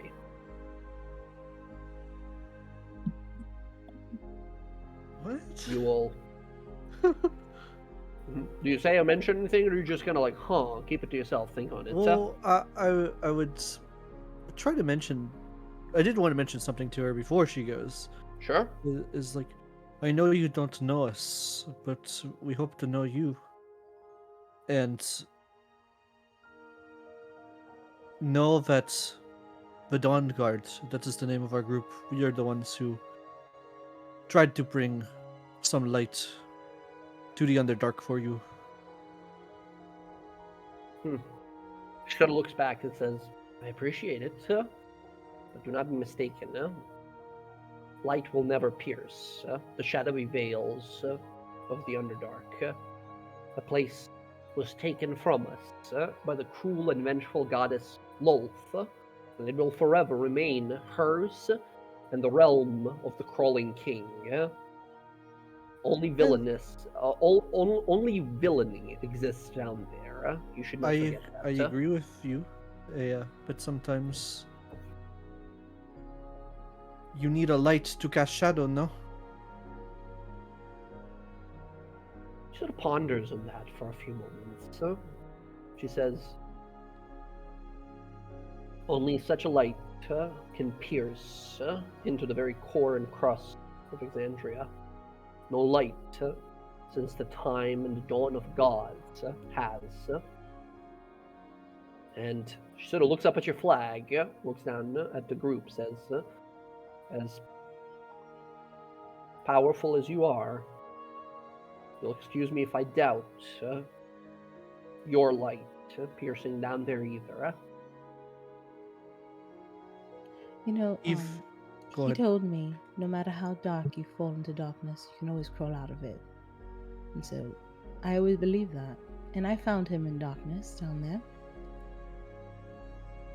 Like a lightning in the middle of like a night, right? She immediately snaps when she hears that, as if like recognizing that very like phrase, right? And she looks sort of like shocked as that, and you see her just sort of like thinking on it. Roxy, absolutely, just sort of saying it, right, and looking it over. That was like the nail of the coffin, where she was previously like unsure if you're telling the truth or all of this is real or whatever, right? You saying that instantly sort of gets her attention. I see. And once again, because you rolled such a high insight against her before, you realize that like a granddaughter would not have probably known to react to that as sort of immediately as she did. This is for sure her. Why she is like pretending to be the granddaughter or whatever, right? That you don't know. She... Oh, yeah? Out of curiosity, are you familiar with my island, Visa... Totally blanking on the name right now. Visa Isle. Visa Isle, yes. You see her sort of think on it for a while. Visa Isle. Her tales of mystery and strange magic that cannot be explained, a land that cannot be reached, a jungle you seem so familiar vast. to me, so I just was curious. Odd, I suppose. I've never been there. I don't think anyone goes there intentionally. Archaeologists tried. DM. Mm-hmm. With... No, Casimir doesn't know any of this is going on. As far as the connection between Roxy. Never mind. I'm good. Okay. I will. more... One shot in the dark that I will do is I will point to the symbol I have of like the dodecahedron, Uh-huh. and just say, "Are you familiar with this?" She eyes it for a second, says, Must be some sort of spiritual thing, of spiritual meaning, perhaps, but I'm not certain. Maybe if I had some time to research. No Give me an insight problem. roll. Okay. Insight. 23. She's familiar. She looks it over and says, I don't believe so. As you sort of like narrow your eyes for a moment and realize, like, in the back of your mind instantly, like, she's lying, yeah? She knows exactly what you're talking about. She looks back, and we see the gates of Singorn up ahead. We see the elves nearby that are sort of like stationed in towers and near the walls and such. A giant hedge maze that sort of goes around the entirety of the city, and the song of the lake from within.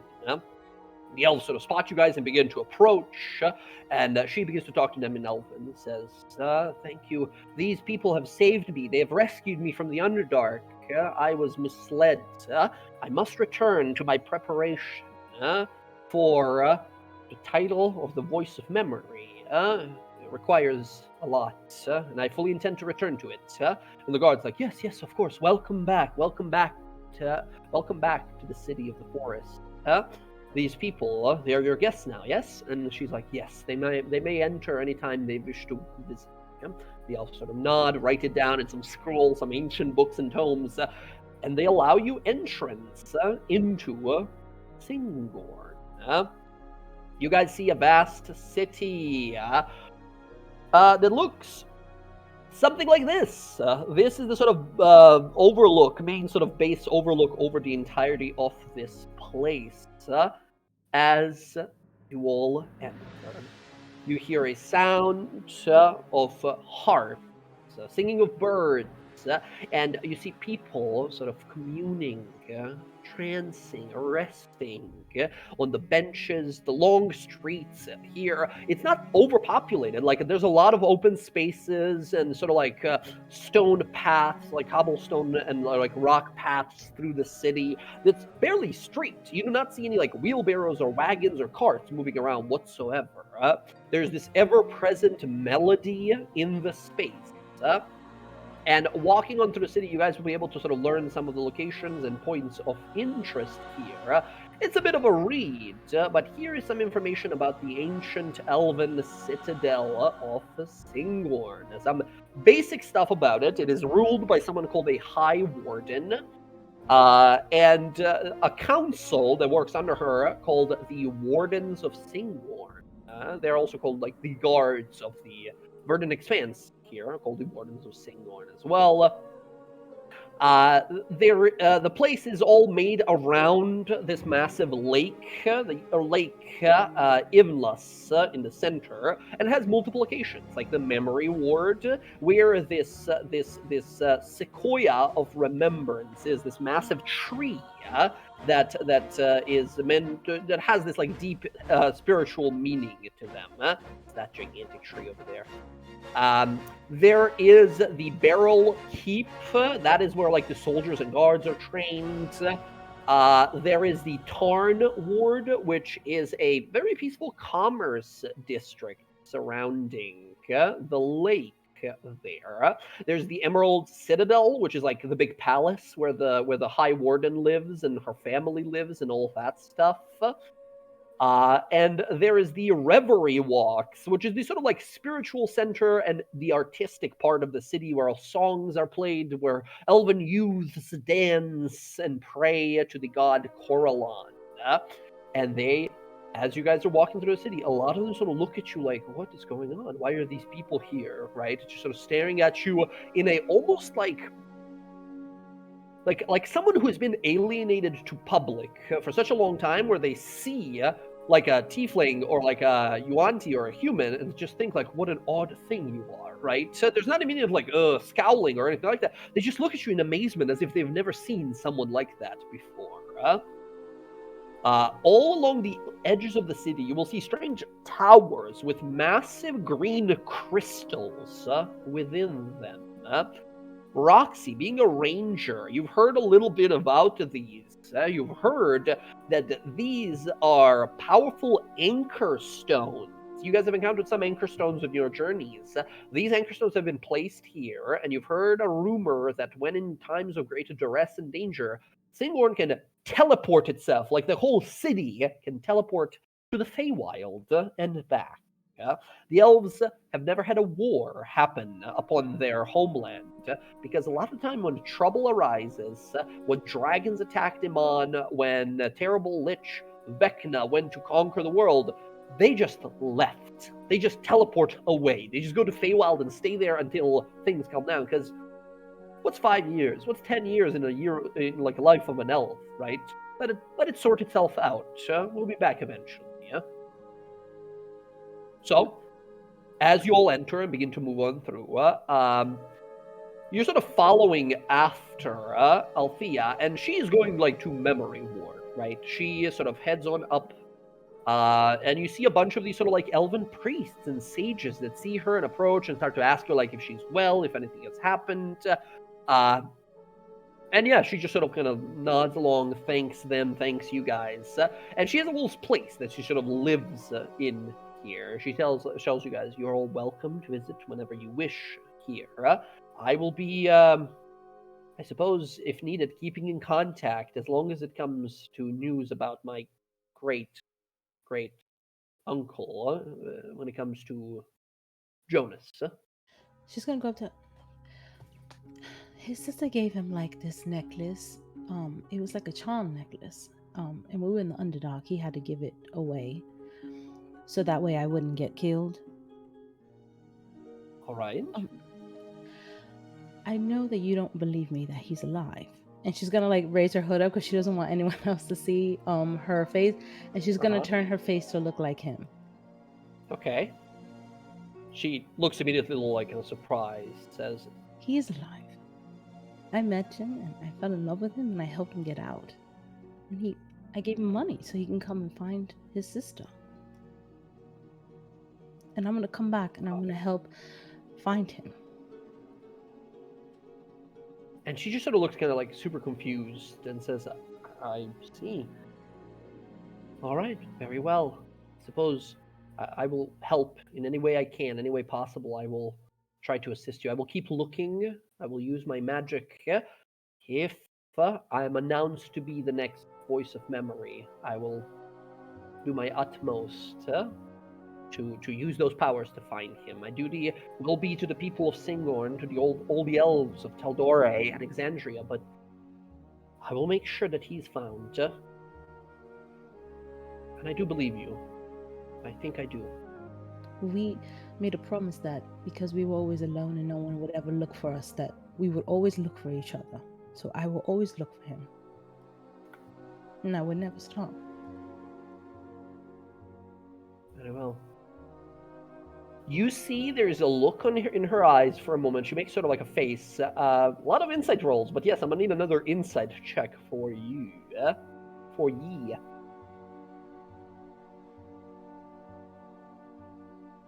Oh my god, 24. You see there's a moment of sort of like, she thinks on something. She thinks about like, she goes to like, she does that thing where she goes to like, say something and then thinks better of it. And just sort of like, all right, very well. Thank you for everything. With that 20, when my nat 20, do I know that she's pretending to be her? You don't think so. You think this, with your rolls so far, this is what you think. This is what your character would think. She looks way younger than she's supposed to be. But this is her. She's somehow much, much, much younger. Like right now, she should be like multiple hundreds and hundreds of years old elf. It makes sense that this would be her like granddaughter or something. But you think this is her. Why she's pretending to be this like granddaughter, that you don't understand. Okay. So no, you are 100% on like, this is not someone disguising themselves or anything like that. This is definitely just her, but for whatever reason, she is like looking different or looking much younger. Like pretty much like exactly how Jonas drew her and like depicted her back in the time. As if like no time has passed for her whatsoever. I do not leave here, okay? I do not intend to. I was misguided, tricked. I will not make the same mistake again. Okay, good. And she's gonna give her a hug. She sort of backs away for a second and then sort of just lets it kind of happen, looking around a little confused, and kind of like taps you on the back slowly. Now, you'll have to excuse me. I have a lot of preparation and studying to go to. I need to meditate, focus on the Sequoia of Remembrance. Focus. Yeah, good luck. Of course. Just remember, when you're in need, you can call upon the DawnGuard. Right. DawnGuard. Very well. I will think of you. She turns to sort of... Yeah, sorry? I was say, like, in this whole moment while everybody's like having their happy little moment with her and staring at her relatively awkwardly hardly, is there like a quiet spot Sky could like slip off to? The Singhorn has ambient music in every location you will go to, right? You notice at some point, Sky, you're like, is the lake singing? It is. The fucking lake is singing. The lake is making music infinitely, like forever. It's just a thing that it does, right? And it's like beautiful, relaxing music, but it's they're elves, so everything like deep and spiritual. So the song sort of attunes to you, and it could be interpreted as if like, I am here because this is my purpose. The city of elves must remain. It will stand tall. Or it could be like deep, sorrowful song about the things that we've lost and memory forgotten, times of that. It has omni-meaning, right? Whatever mood you're feeling it sort of goes along with that, and it adjusts itself for you. You can find a little spot next to the lake that's sort of like alone and private. So, how does anyone break depression in a city where the lake is constantly reminding you of everything you lost? Yeah. Well, it's time, right? It takes time, and they have hundreds of years to ponder upon the point of... Yeah. Fair play, but I imagine like it would get real old real quick. I finally feel better about losing my father. Oh no, the lake is singing the sad song again. Fuck. You lost sad your again. Dad. Your dad is gone. It's so sad. Yeah. So she can find like a quiet place to like sit. Yeah. There's a park or there's a lake. If you want to go to like there's a place here called the Reverie Walks, and within it there's a little place called the Fey Grove, where apparently some of the Fey magic is sort of pushed into our world. And it's not a lot of people go there because there's tricksy Fey people messing with you. So if you really want to be alone, that's where the music doesn't play. Yeah, but last thing I need to do is shoot a Fey here in Singhorn. Right. I'll go to like the one of these like little gazebo things along like the water's edge or something. Yeah, absolutely. Okay. If you want to wrap up with the others real quick, because I had like a little thing. Oh, if you want to do a thing or do like an RP text thing, right? So that's always an option. Thing she's gonna do real quick is the sending stone that I had been given by Roxy. That one. Curiosity, like when I pick it up again, do like I feel that weird sensation that I felt first time? That, like, I mean, you don't feel any like message come in or anything like that. It is usable, right? But you don't. You're just sort of like thinking on it right now. Nothing happens in the moment. So. Okay. I'm going to use that one because it seems to go to the group as a whole. Mm-hmm. I'm going to speak into it. A lot has happened in the last few days. I want to know, is he being put to rest, or are you going to do something twisted with him? Okay. Send a message out. Roll me D100. Well, my DPI just shot the fuck up on my mouse. Meow. 49. 49. Okay. You stand here for a moment. You focus on the stone that was taken before, like the group communication stone that was taken previously from Kenneth. You reach out. As you do, you feel your spell go off, right? The stone activates, you speak the words, you ask about what is to be with Sorik's body, what is to be with him. You feel a connection and a group of voices that seem surprised at first, but then respond. You hear, first of all, Daraval, the sort of transportalist, the telemancer of the group, the teleporter. He says, "How is this possible? How is he able to communicate here?" Jorman, you hear his voice say, "This all happened so fast. She was there. Was that..." As you hear Kenneth say, "It's my stone, the one that they stole." And then you hear this like a snake hiss, like a whisper. Then you hear Ash speak. "Destroy the stone. We cannot risk her contacting us again. After all." And there is a reverberation that happens, sort of like you have to like put your ear away for a second as the stone begins to sort of rumble, as if some sort of powerful magic is going on. You hear her say, "After all, it's her fault that Sorik got caught like that. Isn't that right, Jorman?" And Jorman, you hear him respond, say, That's right. That's right. If she wasn't there, he would still be with us. And you hear Ash say, "Well, only one way to make this right. Yeah?" And you hear all of them like, "That's right. Yeah, that's right."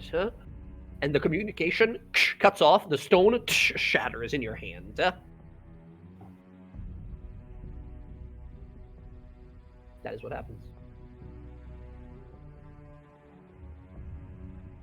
Standing there, edge of the lake, at this gazebo, as you realize... roll me an Arcana roll real fast. You can have advantage here. Okay. Where is my sheet?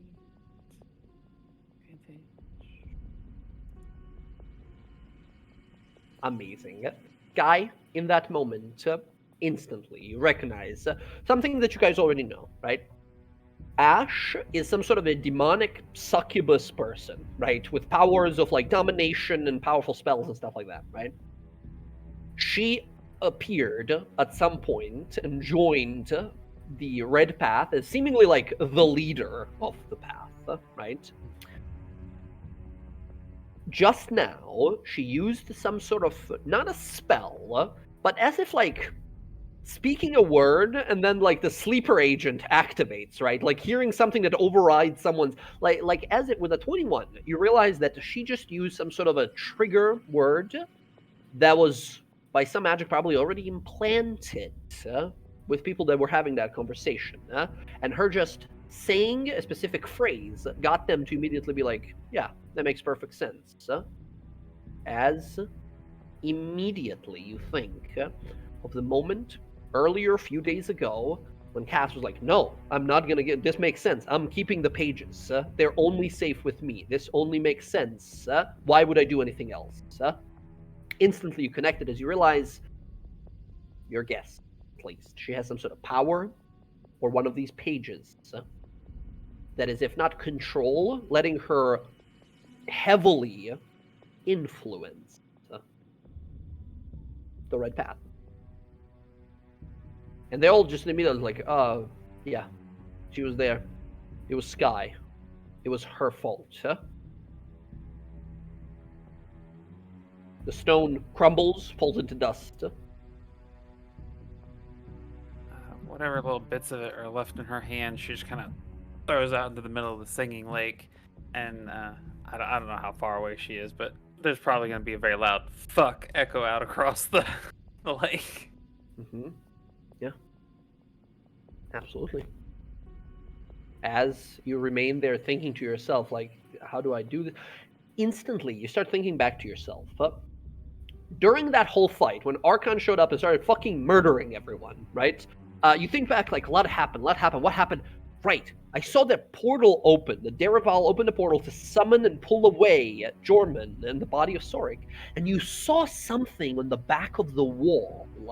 The wall, it was like a dark room somewhere with a little bit of layer of dust there. And a symbol of like a skull with like a triangle in its sort of like forehead. That has to mean something. That has to be somewhere. That's all you remember. Shit, I need to find Cass. And then I go running off back to find the group. Okay. Make your way back to find the group. As you sort of begin to make your way back to the group, we see Althea sort of looks down and says, well, I've returned to my studies now. Enjoy the city of Singhorn, but please do not insult or make offense to any of the people here. You are here on my behalf as my guests, so any ill attitude towards you would translate to me. That's the least. That's the last thing I need right now. I don't know if I can do this. The voice of memory is a difficult position to attain, and my rival, she is. We hear steps. High heels on stone. As we turn around, and we see there, stepping into the frame, a elven woman with an entourage, about like 20 people with her, priests and clerics and such. I don't have an art immediately set up for this. I don't remember that. I didn't want to set up. I don't think I sent you anything, yeah. Yeah, so that said, just visually, and this is going to be the end of the session here, as we see a person step forward, holding a letter, looking over to Bryn, and sort of makes a face of like surprised and semi-annoyed. Emily, who do we see when the party sees, looks over and sees Tinuviel, the elven sort of sightseer and oracle, a soon-to-be possibly the voice of memory, as she makes a sort of like, you're not supposed to be here face. Who do we see? Yeah, in dark, like elven robes, you see a elf with long, like very black hair. Her eyes are like a cornflower blue, and she has like darkened like shadow around her eyes. She's got a silver circlet on, and her hair is wavy in a braid over her shoulder. She's very, very beautiful. Even for an elf. And I do have a picture. Hey, hell yeah. Do we see any resemblance between the two? I guess like facial features, but Bryn takes a lot after being kind of like planar touched. So like their faces, like maybe their nose and their jawline, but other than that, like their eyes, she takes a lot after her Jin father. You see here, stepping on up, and I think we're gonna end the session here.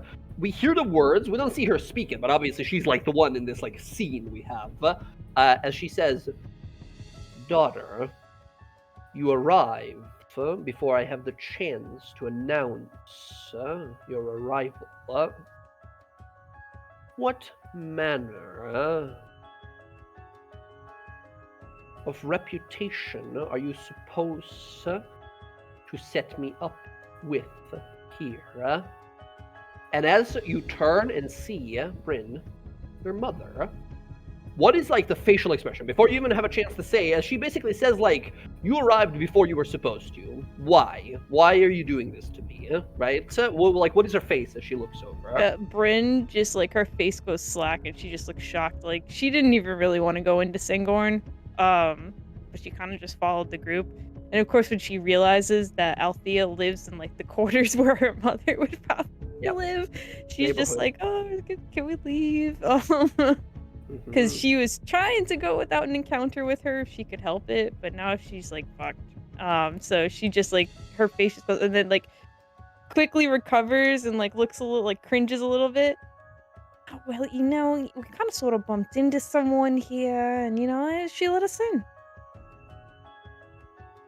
And she slowly sort of looks over. You guys watch as this person very slowly kind of scans over all of you. Her eyes barely moving, just taking in some minor details of your appearance and such.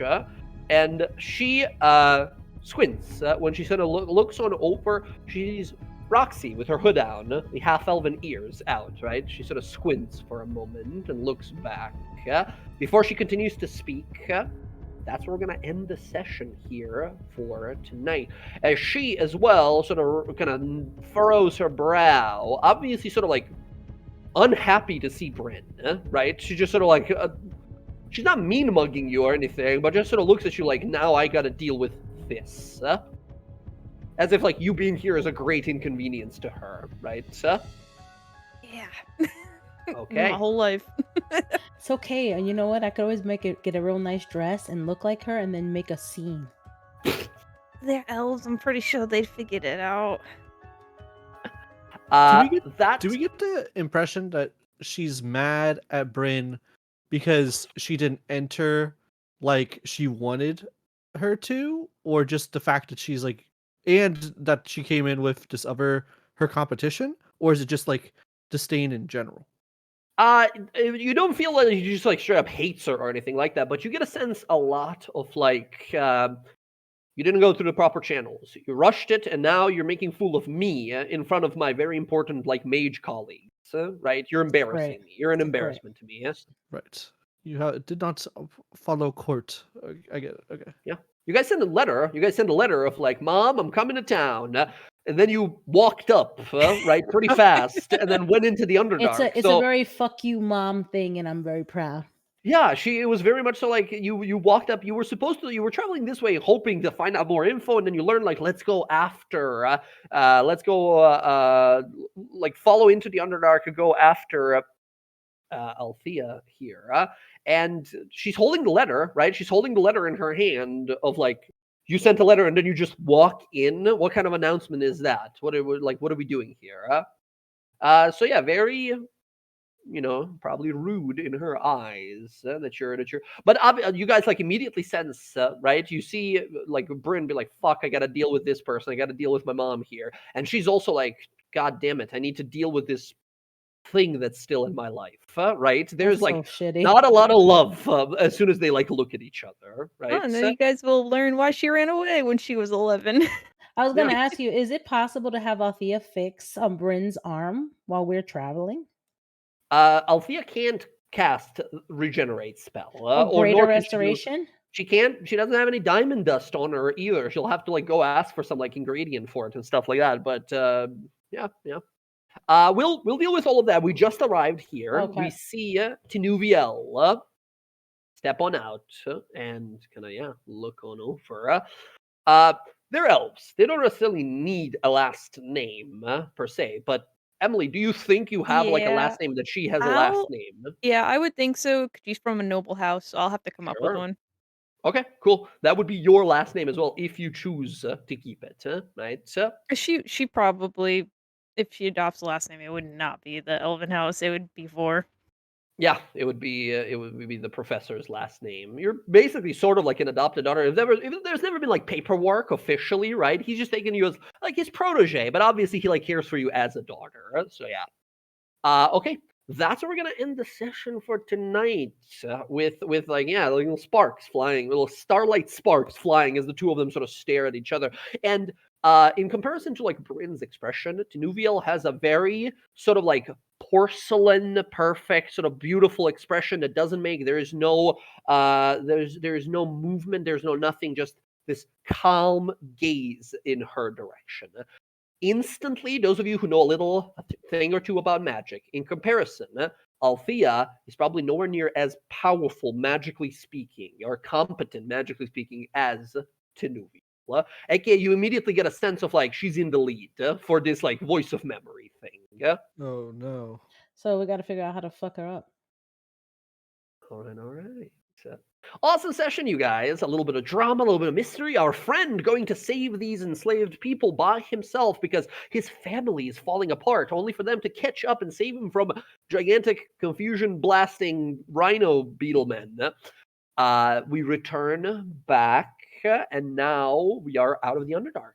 Althea Vasilisa is saved. However, she's obviously keeping something from us. Bella, you have a strange sense of familiarity, and why would she lie about not knowing about that symbol around your neck, the symbol of your homeland? Roxy trying to figure out why is she pretending to be this much younger person that is not her real self. All of these like questions, but it is true. She does want her brother back. Let me see it. Holy shit, Emily! This name is gonna be a tongue twister for me to try and figure out. I don't even know here. if I can say it. So Tinuviel Ninu. Why you pick she a is name like that? Pick something she's else. Tenuviel Nanuyal. There's So probably Elvish. at least 4 more last names. They're like Alavin Talevea Bulajon de la Vea, right? But this is like what she like introduces herself as. She's the daughter of Twilight from the Lake of Twilight. Yeah. Twilight. Twilight. Twilight. Hell yes. Okay. Everyone, thank you so much for playing. I'm sorry for trying to kill you again. It's part of my job description. And some fucking awesome roleplay that we have this session. We have about 2+ ish days of us traveling through Underdark, moving around. Any sort of RP text that you guys want to set up, you can totally do if you wish. Sky, you will return to the party just as this like important looking elf begins to speak with them. In fact, like the two parties, aka like the party and Tenuviel's little entourage and herself, like meet, and Sky's like arriving from a third direction. It's like, what is happening, right? In the middle of this. Okay, so Dirty ass grubby GG. human just walks up to these two elven groups like, "Hey, A human in our city of elves. No, but that's what we're gonna call it for tonight. We continue next week. Is everyone good for next week? Yes. yes." Yep. Oh yeah. It might be a little shaky for me on the 7th. Is Shannon like the week after? No, so next week is the 24th. Oh, and two. Oh, gotcha. I see. Yeah, On the so 7th on of the April. week of the 7th, a friend and I are driving down to Oklahoma to see the eclipse happening. Okay, everyone. Thanks for hanging out and listening to our first stream session of the DawnGuard. Appreciate you being here. We'll go ahead and we'll try and rate out. But thank you so very much. I hope you enjoyed it. That session was a little rough because there's going to be emotions in the first part of it. And we'll see what happens. I'm worried for my character because I did not expect half that stuff to happen to me with the mind stuff going on with those pages. Part of the Book of Vile Darkness. Yeah, we'll see what happens. All right. Who are we going to rate to? Who's live? Which one of my friends are live?